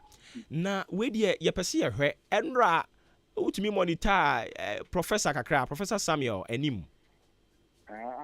Professor me lecturer. Professor de wabing papa. Hey, maybe I mentor. My dear. But idea back when say I na ebi more doubting the figures no the Bible ntin no. Doubt. Because the reason why I am not for doubting so say market now the reality is different. Because within 1 month be a chum, within 3 weeks be a chum. So hello? Ethiopia. So we observe here, prices of goods and services now increase even more than 50%, even 30%. Because for example, my oil a 500 Ghana cedis. Prokia oil 1,000 Ghana. Frozen products, thermofish haban. A box of chicken from 200 cedis, 400, 300. You know, a basa now, I say individual no any calculations no sure the aband your banner I bet doubt. But now you will never be brave, you can boom into average. Average no and I'm the out no. And a big cost maybe soon will form. You didn't know boom, you find the average, you know. And that is the reason why I am not the only banner, and all the time for doubt no. The reason is you are only average. You will never be a friend in basket. Your basket be your basket be a big money in a boom. Boost me in a boom. You take your price and back. Now, can in a boom, you are finding the average. I won't say Ghana was a funny average of a year, the length of individuals. They do what? It is here. Now, so what I can say, it's a normal average, as they were 6 feet. Now, I know Ghana is 6 feet. They bring out 6 feet. They bring out less than 5 feet info. Now, so the meaning now, when I say 6 feet, 6 feet. So I think who say, Obitin to me, now, my council, Ghana, 6 feet. They are both 6 feet. How we can say now, so who can say less than that. But so, what is the training? And into the more contesting figures, not the Bible and Tino. Oh, okay. Okay. And I demonstrate two different methodology. We have different methods. Very soon, I am coming out with something. The measurement of inflation in Ghana. That methodology matter. The methodology to measure inflation. The person who say Ghana Statistical Service issue consumer price index (CPI). It demonstrates to be issue a purchasing power parity. And also don't say the confusion be back. In the end, we are actually also a methodology and matter and answer it does not matter. It's more better I see. But for about 5 months now, inflation no kwana air kosoro. Yes, so yeah, even no man penny finance minister was there be auto neoma. Na inflation so yebe sorry bosumi bi akwa na ekonanim. I keep asking this same question. Say, what are we not doing right? Yo, Minia, I think you start your crumple and share with you for as I make let's now, I can't be sure say inflation on that there be a kind of inflation. Also, we idea every month we can one thing because the effect is serious on the economy. The effect is serious ma obia individual. Me know what you might we are a serious ma corporate entity, a serious ma household, you fee, and a binary sample, and will be a friend macroeconomic indicator. Into no, affected will be affected into a consensus that be a better one because inflation costs a trust cost of living akɔ soro now standard of living are poor. The instance is here October inflation is 40.4%. And just say the last year uto rice of bag bag of rice, a bag of rice uto 100 Ghana cedis, and they I just say 40 Ghana can and after more can want what you to a bag of rice no. So what to a bag of rice 100 Ghana cedis? You say it's only 140 Ghana cedis. Now they are to bag of rice no. Yan fancy the away adwuma yan to aketwe mu a obeye den no akotem mu na di. Obeye den no wadi di. Nti no aye serious thing. Emma obia the cancer inflation across so price of goods and services cost so. Na price of goods and services cost so e dey ahon chere kese na dey ma the citizens no the ahun kese pa na de mai system no kese upia bontia enye easy people are crying obeko watch joint bi almost until watch 5 cities due watch start from 7 to 10 cities airport na bisa ahun say uto watch at the 10 cities 15 cities a day a minimum wage cry a day. Minimum wage is less than 15 cities. If we hear Juma the whole day, we might go less than 15 cities. Now we got to watch on for yes, I need breakfast, a bear lunch on 15 cities. No, we better than one surviving. We insure the inflation at the upper because Nippon got oil, no 100,000 Ghana cities or the airway. On so 1 to 3 years of a boka. The cancer inflation is serious thing. I don't at the brain nipa. But do we see omo manage economy ni say animu ya no say impo any long term measure bi no mo de to apon so a omo trigger any short term measures bi a beboa na ama sa apply it ya each and every day as e kwa animu no betimi e ye free ho. No can say as a monetary policy analyst, because Bank of Ghana all the time they advise almost our money. They are no more to increase policy rate. Now, who increase policy rate? Who trust interest rate and cost so? The interest rate and cost of borrowing ever cost so. The cost of borrowing cost so. And the cost of production ever cost through. The cost of production cost through. And price of goods and services best cost through. It's just producers no, businessmen and women, only a rational economic agent. Into no cost of production cost through. On pass increment and my final consumers no no. Nay a cotton aboarding into never man cost through. Men who can say then monetary policy rate 24.5%. Higher. You see a treasury bill rate and I'm over 32%. So all bubbles here from bank above 40 to 42, it range from 40 to 50%. Now a man and I'll be going to bubbles here. What's your interest? 40%, 50%. Now I have you money and fast off. Oh, and see a man cost of production cost so. In the Bank of Ghana, I am in charge of monetary policy. And railway Monarcha Bank of Ghana. There are two major policies that solve issues with monetary policy and fiscal policy. No, now also the policy rate papa bi at the back. Now, man for 4 years Juma.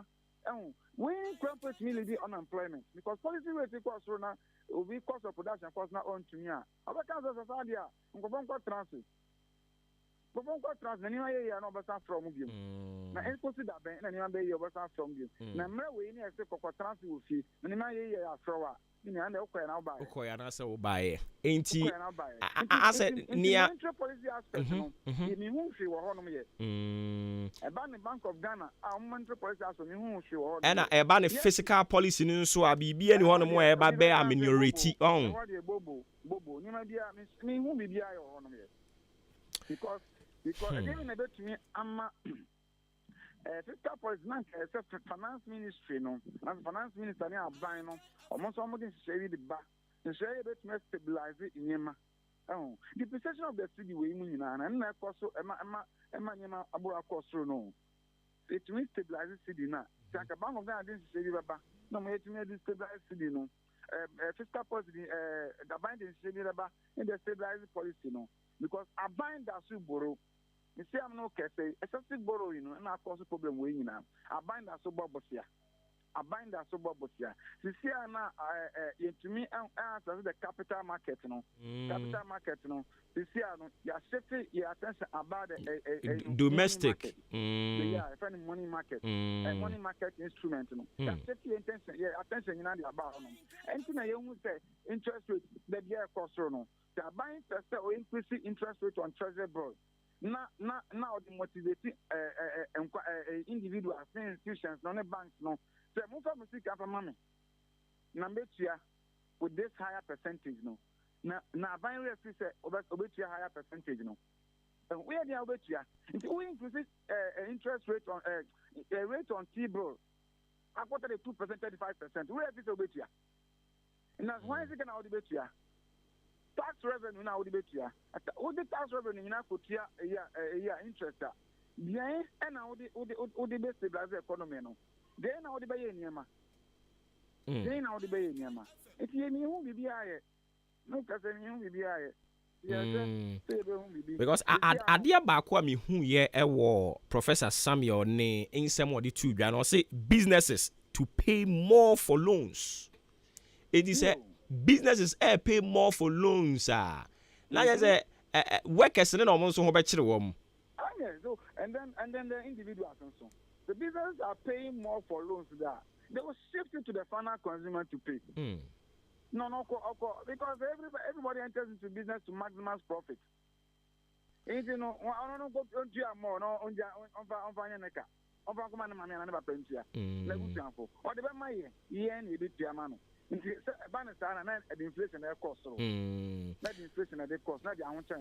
Okay. Since wajia to say we share them who any serious measures be a digu akwemu just to ameliorate the plight I go through no. And then I recommend say you na yemfa ho share Pentecost for 3 days in pie anymore. Na yenya gidie say a year so said then here radin we anymore ase. Christopher we the nyame bio na enyem paibo ade we enyem paibo oh sir nti ukoka na minia nti Cote d'Ivoire mo bompaye Cote d'Ivoire mo declare national fasting and prayer. Togo mo declare national fasting and prayer. So you tout see a Christian country.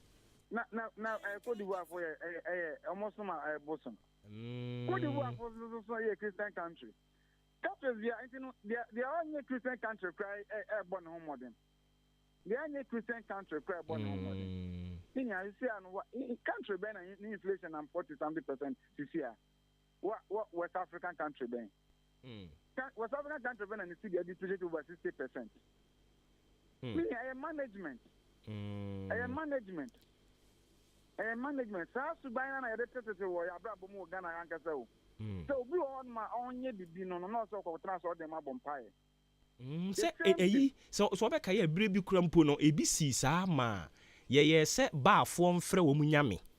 Ema Elijah nso mfre ni nyame. Elijah nyankopon ba ye dija beto niema na ekoso wo ni mu. Nti ebia ye frɛ ye nyame. Ye nyankopon ne ba be yi o ha we nyina afiri hwa ma yen. Okay, anyway, empire the Yajmo, Evia, some of the Ghana for empires and finance minister, yeah, energy.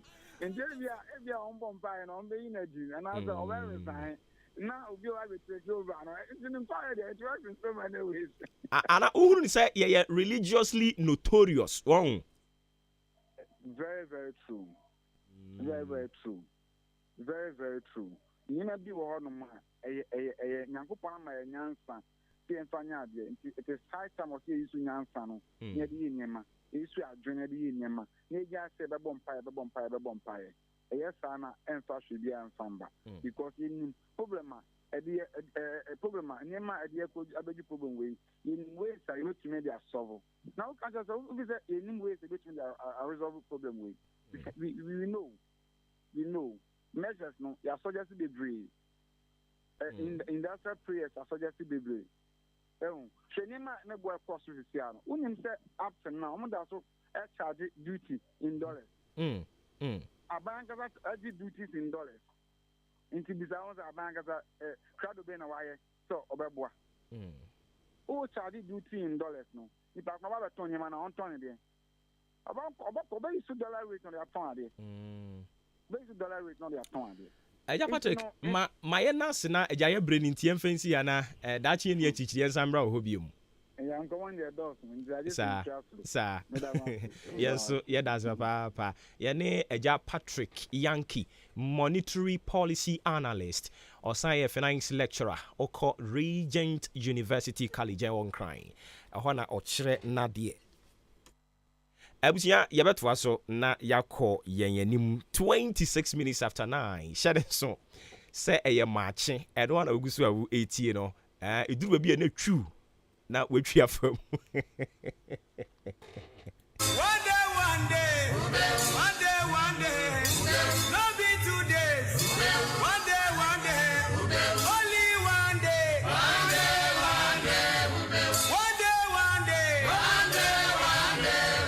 no be 3 days.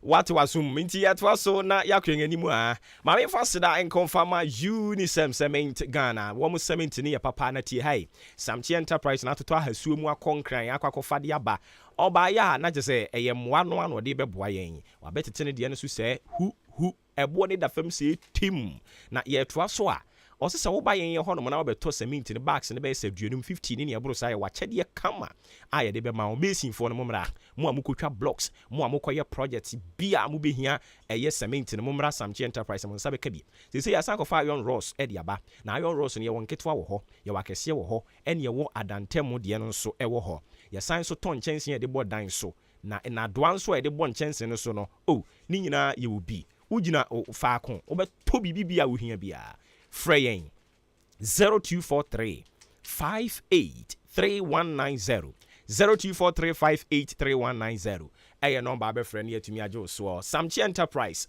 would one and all the asem omu wa abotre nso onipa ho se no mbenya abotra kyekere niema mu di ama wo customers no da bia wo kɔ ha no wani age saa ma yemfa sedan konfa ma wo mo ye di nkomo bebre nu a ne ye ka sikasem ne ye ka fuel na ye ka wei ne ye ka wei ya camera ya kika bibia bi but okinkan Ecclesiastes ya o se asem na wie ye ne se suro awurade onyankopon ono pe na som no enti ya wie ni nyina saa de ya ne ye bebo ne tofa ne akonyame fie ne akwakosia bibi kakra wo ho ene ya woda enti ya brabo emu ahintasem onyame nipa a wono ankasa tu ne ho asi ho so obeboa yen wa kyerɛkyerɛ nsunsun mu nioma no Apostle Nana Yaw Inshra Frimpong, the voice of the blood ministries, one crying. In Krabatano so doso, enche ibi bampotemo ha. Yanko papa ho, ni ene papa nko chuchin enkomo. Papa wati yankano pe yamuachi. Na umbo kodie. Yede radia se. Anope yaba wonchen ya na no nkomo aye sha ase no ne yepese na yiwie ni nyina fa duabo eho. Enti enano ye bisa se duabo no wunye obi bibi na obo odi etimi nya wo kyerɛkyerɛ mu kyerɛ yen na se ye bɔ mi dua na mitimi hu akyire na me kodane a na kyerɛ se omo ewu ye na omo awukwa ene nso ne ye pese ye bisa ne se duabo no yetumi bɔ de fra busua ana onipa ba akopɛ ne ye bɔ no na emom awurawura busua nka ye ni mu. Madam Wasibium, ya beda onyankopon ase ewo mitumi ne ho so a da ne da nyina boaye.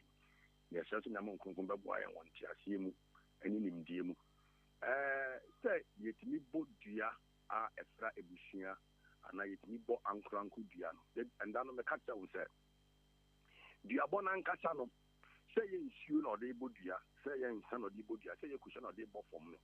Eya na saa adekuna ode gu fom no enyi hu to say asem na all kano duabon nkasa no asem na nipa kono kano ani na ye duabon se me ka se me hira wo na se me di nsuo because me yeso po me ka se me hira me nsuo gu ti so na manka hwe a nsuo kakara me gu so se me ka se me hira wo na me di oil egu so na manka hwe a oil kakara me gu so me ka se me hira wo na me the communion wine go so na man ka share communion wine kekna me go so asem na make edi insio oil ana communion wine na chi no eno and the communion wine no ana insio ana oil na me go so no ye bibi wo wabrabo mu sambre na me kasa no inti duabo na ye ka no enye insio na nipa ko no efre no ana ensa na nipa ko no di gu fom no ana kusha no de bo fom na yehu eno de yehu so one kashi no di kusha ne bo fom a eye kusha hunu one kashi no de nsa ne gu fom a eye nsa hunu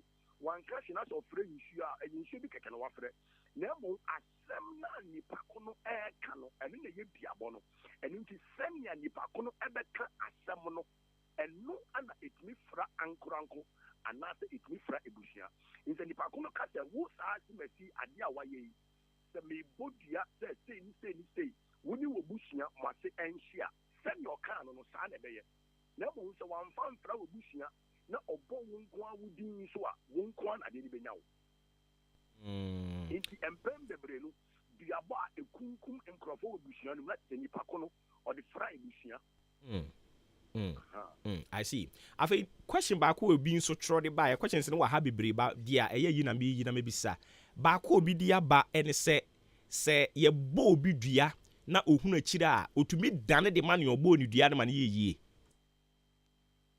okay enti yam fan se ye wo duabo a eye ntwato so dana me ka kira bu se abrabo na ye bo no nipa ye guma abudo bebre enye nipa bia na ye nipa obi wo hono mo a suman bi wo no sansa bi wo no obi wo hono mo a wagi tumi bi oyebefo okwa aduro bi so enu nti saa nipa no se wo ye no onye ne hwe kura na utumi ni nya asem a wudi bem no etan se opese ye hu se wudi fonti no obetimi akoba bi akogi tumi bi ana suman bi ana sansa bi eja beye bibi etia wa ade no be ye tia on de be ma nkofo man tem ho ana omo mu ni masem be ka se ende wudi for ampasa na asimasi ka no but bi ana wudi bem enu nti se wudi bem na se nipa ko no adi tumi fufuro bi ana ko ye bibi fufuro etia wo dia enu de wutimi dane duabo no ede to ne so wutimi dane ede ma no na mo se wudi for dia ende duabo no wutimi dane fa ma no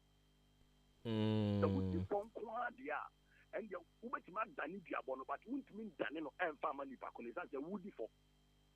Number is a woody bim. Nani Pacunu before, now so Nipacunu or 2 maybe, I know a bay or obey another or co and droso, not the Okotoya Rebimao, and Okoto will be also, not the new Muachia Quaya, yet meet Danino and an Adiaman. I see. Okay, Bakwa will be so the buyer and say, why no to me bodia ya won krofo bi ha mo to me bodia ana obi atumi bo mane ye obi ha timi bodia mane ye obi a onipa da se ni bia okasa bia o wota trema otimi kasa bia timi bodia e mane ye but I was say onyanjina so a odi bo se dua no I was say onyanjina so a odi bo se dua but dua bo de obi a timi bodia in fact one kasa crowd bo dua utumi bon hutua awa brabo a wo boy mu obi tumi ka se me menesa abayiwa we ye nye fine da menene ye fine asade we entome na ebia 2-3 years ni we fi no na ne abayiwa na ko ye fine ana wa ko situation bi mu na sa abayiwa na aboa no ne na ye fine wa bo ne hutua no odi nti bia bode ye buru ye hutua pa enu nti na onipa da seni ade ba ko wo sa wo hwe pa ye wa no kata nti babu se onipa biara ejina wonu masem se bebu a obi ma na bebu a ofo nti watemu kura no ejina wonu masem so asanso na Hebrews akire se takire mana nipa biara mu kura bata nyina iso wo mu no oro so na ne hu pa no oro so na e boni nyina wi ase na saa takire man timi dane nyema empo ene na beche onipa akode akọ oburu nsam jem nti ye takire man da ye ni musa no hu ni kete saa no na duma oye eye hu pa na sanko nipa da se ni bia betimi ahye ne takire ma yi a I see. Asofo to me bodia. Asofo to me bodia. Hey. Father asofo bodia. Na, ye mi samodi anka mon fam, ye senka mon kan insurance mon ko an o. Asofo bodia, asofo bodia men kan da. Asofo bodia men sofo bi bo media. Me. Sofo bi bo media na erade na men ye sofo ne shi nti wa mana nye juma. Asofo bodia. In fact, make my catch us asofo kra bodia sin akonfo. asofo bodua pa. Now the only difference is that on free issue from bodua. Fresh man being from bodua. Obedna unyame asem na so e dia kanti abodia. Asofo bodua pa make maka Ghana ha say yen me dem you too kind that but me in the world cost of my for but Ghana ha me take me yes for ha and that's so company for me no assign in some me Thomas no Ghana so for a diabo papa no me ni chiri kran say wo pega etin no obebo dia dia diabo so on faso diabo so make me akase ani make me akase dabi the entia make akase ani any dabi ni say say asem eba e kan no na ye di duabo na esan ye ho ye di duabo ana na esan ye ho ye di asem ato so asem ye di ato so no wuyi wanu bebi a enye yi esan ya kikire asem no e di ahye awo no eni ti e kan no na ye bodua e di san ye ho say mo say ade we me na me ye na sanyam na me ye ya ye oye ye ni say ensi na ni pakona bodua na empenyi 40 na so be hu say asey na kum nkrofo tori oman ate sei ebusia enu nti na empenyi fo be hye mra say emaye mbodua na ye ba nyame mu a ye san say ye ni nipa bonifo ana tibia sentino na metimi aka kire okra say ye empire ye bo say nipa bonifo a osori tia ye no erade nkunu no kra ye duabo ne ye bo just that ye de no ye mfre nsio and yem fresh man yem fre indie bi anabusum bi ntino ofo se nye duabo but ye kan kasa empire kura ye bo wa sori dem se ni paboni for time erade nkunu no mpe ni erade nkunu nyina ye duabo ne ye bo ni nyina ye duabo na se ye boss ano ya na ebem nyankopon tie ma ne bem ye duma pa ene se nyankopon so duabo so o sentina nya ba o kai babla God is a deity God is a deity na wo hono o de ba Shimua, that's in America bosom. Into the only Chiwadi. God is a deity. This is a deity near Sumai. Nami your Sumai, then your bosom. And into the way Chiwadi. Because the Chiwadi in ye. A Radukan Bible or Chile Chiwadi. Mechiwadi. Sanka Radi on your bosom. Uncle me Chiwadi. But over Chiwadi, is a deity or a bosom. Okay, Papa, and na di duabo de ani si ha. Ebia na obi bi ka de fa topic we ho. Afutu obi wo mu asem bia wo a wo be pese wo be ka afa ho a. Ye ma wo kwan no na afei oni atiefo akasa kakra. Ya meka kire etiefo nyina ne se. Duabo a ye friendship, ye fresh suman, ye fresh sasa, ye fresh dia ani amotia dia bodua enye. Na sanka onipa da se ni ebe do ne nyonko se nia odo ne ho ho na asem ne wo asem ni nyina ne se do erade wo nyankopon na do wo nyonko se nia wo do wo se me do erade mi nyankopon na me do me ho se na me do me ho na mi mbo udia e san se nia me mpese ebe to me no mi mbe pese ebe to nanso se e san se onipa da se ni aso wo den efi mretentin ebesi eneno eno na ya na ama sa diabo no eni sa katetia eni sa nyema no abemu nanso mesre echi for say moma yenhye ya no kasa yie yen touch the man da yenu mu no eno anama yehu bebre e kire yen eno na ama bibini so abrabo ntini nkoyie ezanta wo papa o maame se bibi sikura na onya abotre enhwehwe mu no na wabo udia wo sa me ba we wo bebre pa wo sa akwala we wo dia me nibe ya me kofa wo fie de madome da me hia wo madome da me wo sa nyama we nyina tita ni kira ade na sa akwala no e kasa tita ni nya abotre wo sa akwala wo mpase da wo tiketi wo be nipa bonifo sa nsem we nyina ye no me nsem ni diabo nsem a ye kato nkrofo maso na ye kata so ye kato ye ho obia una mabrabo mu nyama nkoyi o se me de me hwe mabrabo kra me nyesho se me yeye se na me bre ye di papa bi antimi fi mabrabo mu mba sa nsem ni nyina ye no me nsem ani diabo wa kata wo bo ho inti yantimi hwe ya no ani entekire ma yenti ana emprem bebre no ye bre na tanka yetimi hwe ya no ani entekire ma ye a anka empaibo bebre kura ye bokura anka ibejai anka country bebre kura ye chiri kura anka ibejai sanka ye do eradi ye nyankopon na ne ya dɔ yɛ nyɔnko sɛ ne yɛ dɔ yɛ ho a anka bɔne so bɛte anka bɔne so bɛte ma ɔman Ghana ɛbɛyɛ ɔman kɛseɛ a ɛbɛyɛ kuro a Awurade nimonyam ɛbɛyɛ kɛseɛ ɛwɔ yɛn so mesrɛ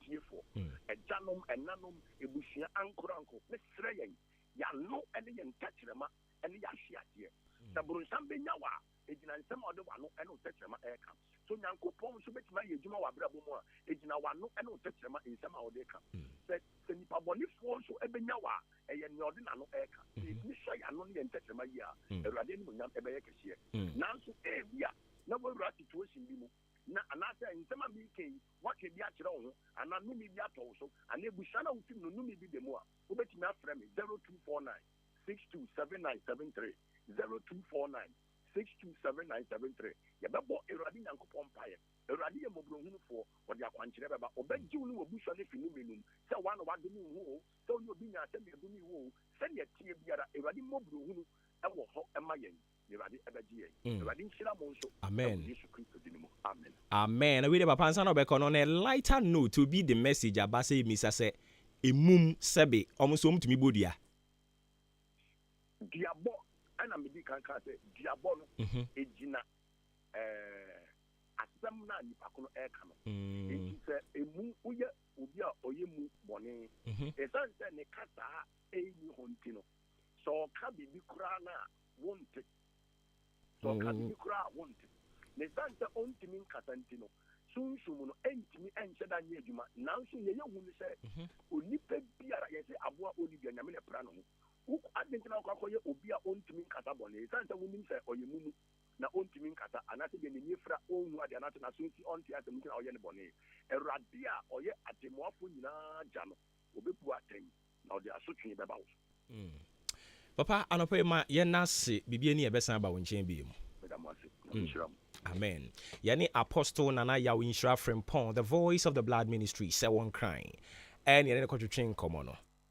ɛyɛ abrabɔ emu ɛhintasɛm ɛna woteeɛ no afei ɛnkyɛ yɛba wo nso hɔ nansa na mamenyi wemfiri hɔ AHENKAN933 roofing company your long span roofing sheet product sanding seam your self lock high DTIBR size is also from 0.3 mm ekopim 0.6 mm your nyina bi standard roofing sheet 8 feet by 4 aluminium alu-zinc galvanized colored rubber accessories in your rigid caps rain cutters your valley cutters your side stream and I do also a free 14 inches ekopim 8 your nyina bi your colors bi a wo pay your wire de wo ho sanso your roofing nails ni nyina ebi ewo yen ho enomo China Turkey and a German metal doors sizes bi a wo pay on sabeka bi ewo yen ho your wooden doors on so ho China plastic T&J ne bo na efo eda fem team 80 contractors no monko na mo ne AHENKAN933 kan mum na fei contract na wakɔgye no nya ba bia bɛtotɔ ne man fofofo na nso enya mfaso AHENKAN933 ho 20 years manufacturing defect warranty yɛde ato yɛn product ne so nti wo ba mfinhyia aduonu ntem unya ɔhaw bi a betumi de aba me ahwa ma wo afei yɛsan twa blocks no so ɛwɔ Intiamwa Hotel Junction a free 4 to 6 inches horror blocks yɛ supply anwea ɛna boɔ a yɛde si ɛdan na yɛn roofing sheet products ne deɛ yɛwɔ akyem ɔdan Kia station yɛn ne die animhwɛ ɛwɔ dwakɛseɛ no akyi hɔ a Temanso old CMB cocoa warehouse wobɛhunu yɛn ɛwɔ hɔ kasa tenten ɛntɔpɔnkɔ enti fa number yi na wo deɛ try hwɛ wo ne mmɔ nkɔmmɔ no hwɛ adeɛ 0245 979311 0245 979311 wo fresh sa number na nkɔmmɔ bi ɛwɔ hɔ no yɛbɛhwɛ na yɛne wo adi. I've seen a lot of more messages in the same diaba, but ma yema wo kwan na wo so frɛ brem ye kwan animu no ye the messages no so ebe pi so e de amamo ani ti sɛ de bia ye no no ɔmampani bɛkasa na afei ye bi kwan no e de atum. Fellow citizens, I ask you to be citizens, not spectators, citizens, not subjects. responsible citizens, building your communities and our nation. Work until the work is done. Enti enkratoa bre no so aso. Baby a wo bia obetumi abemu abeto nkra. Numbers na edidi dwumani nie 0201944485 and 0554820910. O nkratoa bi to a ebre no nie.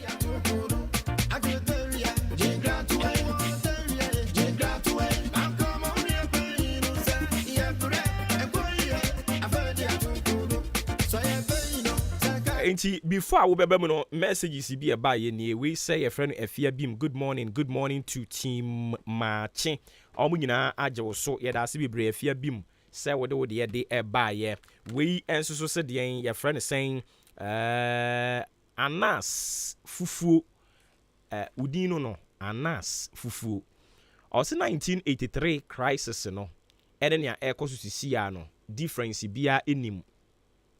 And the finance minister was say a sakeno. A Greek minister I was say a sakeno. Trade and industry minister I was say a sakeno. A fee yen reduce fuel price and so. Na Ghana for komu enyuom. Also na me share them who the latter part of it, you know. Anyways, thanks for coming through with it. We see a friend on Papa J. Good morning, Obuoba Ofori Amanfo. Kindly wish wine amazing patriot Charles Ni Teko Tego Bawumia Junior Abaka ena Bonnie IK Bonnie a glorious happy birthday wish womo efamami and Chiankoma engineer Emmanuel Kofi Apoy regional engineer ECG Tema Nedia de eba no Aaron Babako o message no what tin enya de betimi aka ni nyina batie da sese wo de baaye ono de okasa about the dismissal of the finance minister or say ye bemu a nka ebeboa pa Yawuza nso so de nie or say sene copec e de abetu bia se fuel no ye ba bete so no empanifo nso hwe na lorry fare nso mtetete so o eno de me no nya adwen me ba cho udini ba bia okasa free yetio hello yetio anwa anwani Banji. Anwa yetie o. Na mi shirawo. Eno odu mapa odi. Na me de amana fon de we ka bi ka fon fi bi nko mu bi bi. Na wo mu no.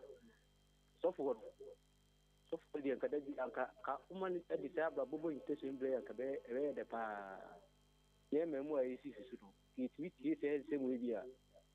Ka be boy na ka bra bo so bi si ya me.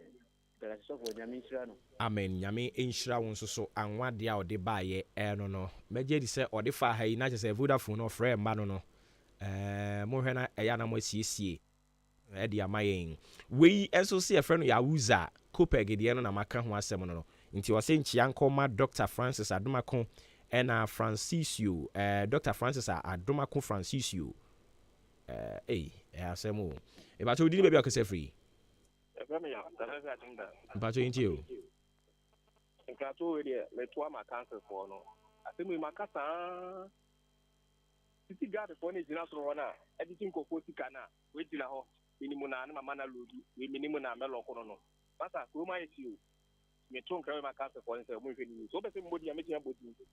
So be se mbodi ndia ma me twa so. Yeah, that's it. Bebre. Okay, inti yaodia ono so de baye. No Gladys ampa bin so ehwe 2 p.m. or say 2 p.m. asante mampon or say in fact send any me koso pa wo memu ne de adechi bia na bibia mu yeden adechi bia na niema ekosoro sa awrade ohunu ye mobo pa chodin bia akase free hello onte minka obetimi asanya babia mu enti osi enchia nkoma na kwesi Augustus NDC regional chair osi mo maintain no yate na eye Meshak a champon enso say great stuff there yeah da si bebre me ba cho udin be akase free Obuoba dan si me kase free dan Roman me ba cho yinti o Obuoba adope yamisha why there pa Obuoba wapping yamisha na dey to say yes from ampeni nananto yes so now I thought it that chat to If you only don't get Jan, only Jan, on plan of one. Not to be the only man of one channel. Now, ma, and ma, or mine, only a me. Nyame enka nso ohun ye da se bebre.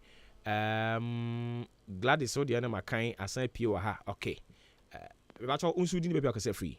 Good morning. Yes sir. The friend that Kwame Ngaza. Because if you are Chuma Sene. Me pa cho yenti o. Ni chia chairman Kwame Laja. Asene man so a constituency chairman NDC. And that's for me bona so. On kasa di mudu. Tema vice president Bawumia. O me vice president incompetent mahama ma number mama said tobo me di da. Yay. Oh, yeah, content $1 and I'm 150. Oh, Tikasa and I'm in 3 years. And I do the share boy, Tiskas comedy. And there's 106, no, 160 cities, 6 cities. Oh, me and 3 years. Who may be Dia and Casa, and before Casa, who came in still. Almost had it, and here we crew. Almost trouble, oh, Casa, I moved to Papa. Yenso yedase bebre. Owo ahene akwesi champon kwache. Asi good morning and confirm ma wo. Anyway tifu nyina. Ebi mo frame Dominic owo ahene Ablekuma North constituency. Na me wo. Me hwe wo live ogbo adwuma yere wo ho. E ba cho udi ni bebe akose free. Good morning Obuoba. Alpha Bento, Bibi Abako de. Oh, Krista Dauro. Alpha Inti we.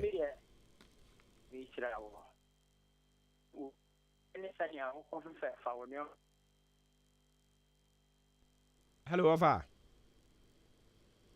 Hello. Alpha Bento Homano Atiatum network no. IBBB. Ofa obetumi asan ababiom na fe ya fa wa ha. Okay, owa hene yeda say for your message. Gladys ampa being so message na san appear wa ha on your top fan o. Aze man enso di free chronom or say opposite wo market no. Or say braso say e wo say holding national dialogue. Na yenyai partisan politics. Aye dey fra nyema bia no. I was saying for Sujitum say any mamma din, and in Timun soon fremwa. Oh, as I say, Usu fremwa na winyam abuafu. Na Usu show me the oh no, be bia so mwabons weje sumuma. But one can my man for who say, oh, bra. Ye, boy, one year who baby I shall see free. In Timpany for Venisa. If I told Udin, maybe I can say free. Hey, and I do offer bent to a woman who children, papa. I knew. Of I you. Ebetum. Na me kata mi shirawo any wunuma pa o ye mayen. Ama ye movie no ye ntimi mfi ye ho mfi mo radio ne ho. Obi kan asem bi se ne akoso ne ti se ne se 83. Ye ntimi mfa compare 83. Sen sa abre ne nsuo nto.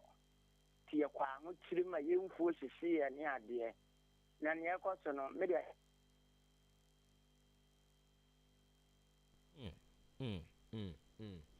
and of a benta humano M1. But I think say point in the one make kakra into yada sianisa. Bosheba a misty go so zango and our day a free about say patriotic voices. Na I was seeing in firm near town and penny kufu adwechi. Na system ni mu aye den no emunyo ni nyina ho ntoyen. Mamunti NDC for the omo propaganda san wo mo ye ho ade. Chia kwadwo insafo apoku oye NPP flag bearer hopeful. Sanso na COP Akwesi Mensa Duku oye retired Ashanti Regional Police Commander. Yenua bema Bosheba Amisti Edifree Goso Zango and our day ebaye. Ni amakinka nyina ye Facebook di anu. Ai. But Udin maybe I can say free. Hello? Hello? Hello? Yes, sir. But Udin maybe I can say free. Yima. Okay, Ima into you. Nyame adumo na nso e. Nyame adumo boko baba. Great. Baba de me kaka me de one time teacher for no e bi so more strike and so more strike in school. Na e bi so de stella amaja e mo fra na ofi. De me sere ne senka amu nyina anya because so ba te ma so ile ha teacher for no amu chen kwala na de ya ni so so de amu no saje. Father friends you know that no kwala ni nan nam ti who strike na mo kono asi ye papa. Okay. So de me amu senka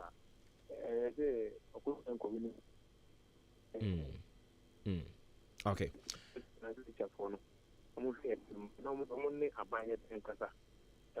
All right.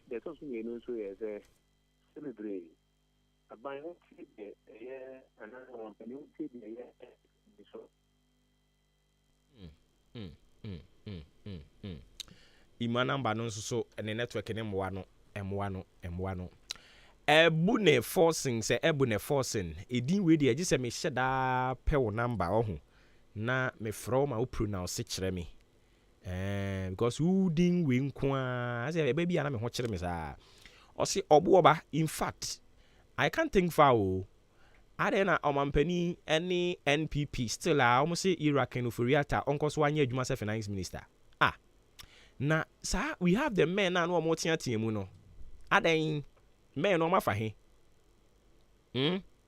media de ekoso no be mama gi adi yie pa se bibi wo sumu ase bibi pa hye ho omo wo bibi pa hye sumu ase omo mpese Ghana fo ebehu nti e wose Ghana fo mama ni da ho because de ekoso no de pantoma dodo erade hunu ye mobo ebuni forcing say ebuni forcing so there I don't know which one ena minyaye or the free Achiasi Jungle Town and what they buy ye da si bebre enti we a messages ni bi no ye be nso na sorry so na ejumadi ne aka nso abeto ato aso kama dia ma ho opani pebi tum ne enko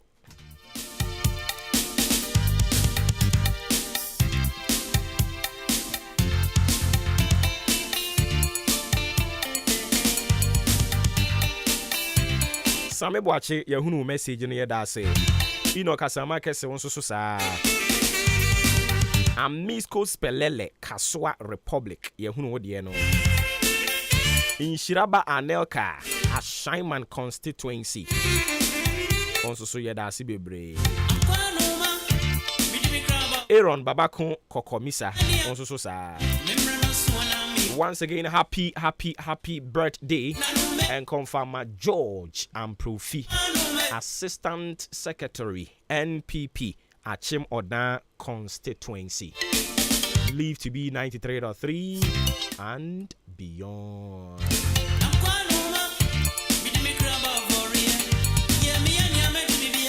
Mami Fasidan confirm Abuafo, Udia AHENKAN933 Yaboa. Adwempa hini Kofi Mensah ko bi ke Kwame Asante Billy Man Ofremi Obuoba Ofori Amanfo Nyankopon ya adom a wochena ye besa na ehia but anwumere yi aya na wa make date with us say ye the boiling issues e de bebrew anwumere yi hyere nso ne yakọ yie o ye number no afren na wa boya baso ne anko yie nso na wa twen adwen asiso na wati ase ama me say nipa na efom nipa na diche Honorable Clement Atifa Tubotom electoral area. Good morning papa ya asene ye Honorable Emmanuel Apia Kubi aka Amukachi aka Edurumeso. Good morning. Eba to ye hwe anhusu ye ye hia nwumre Macron.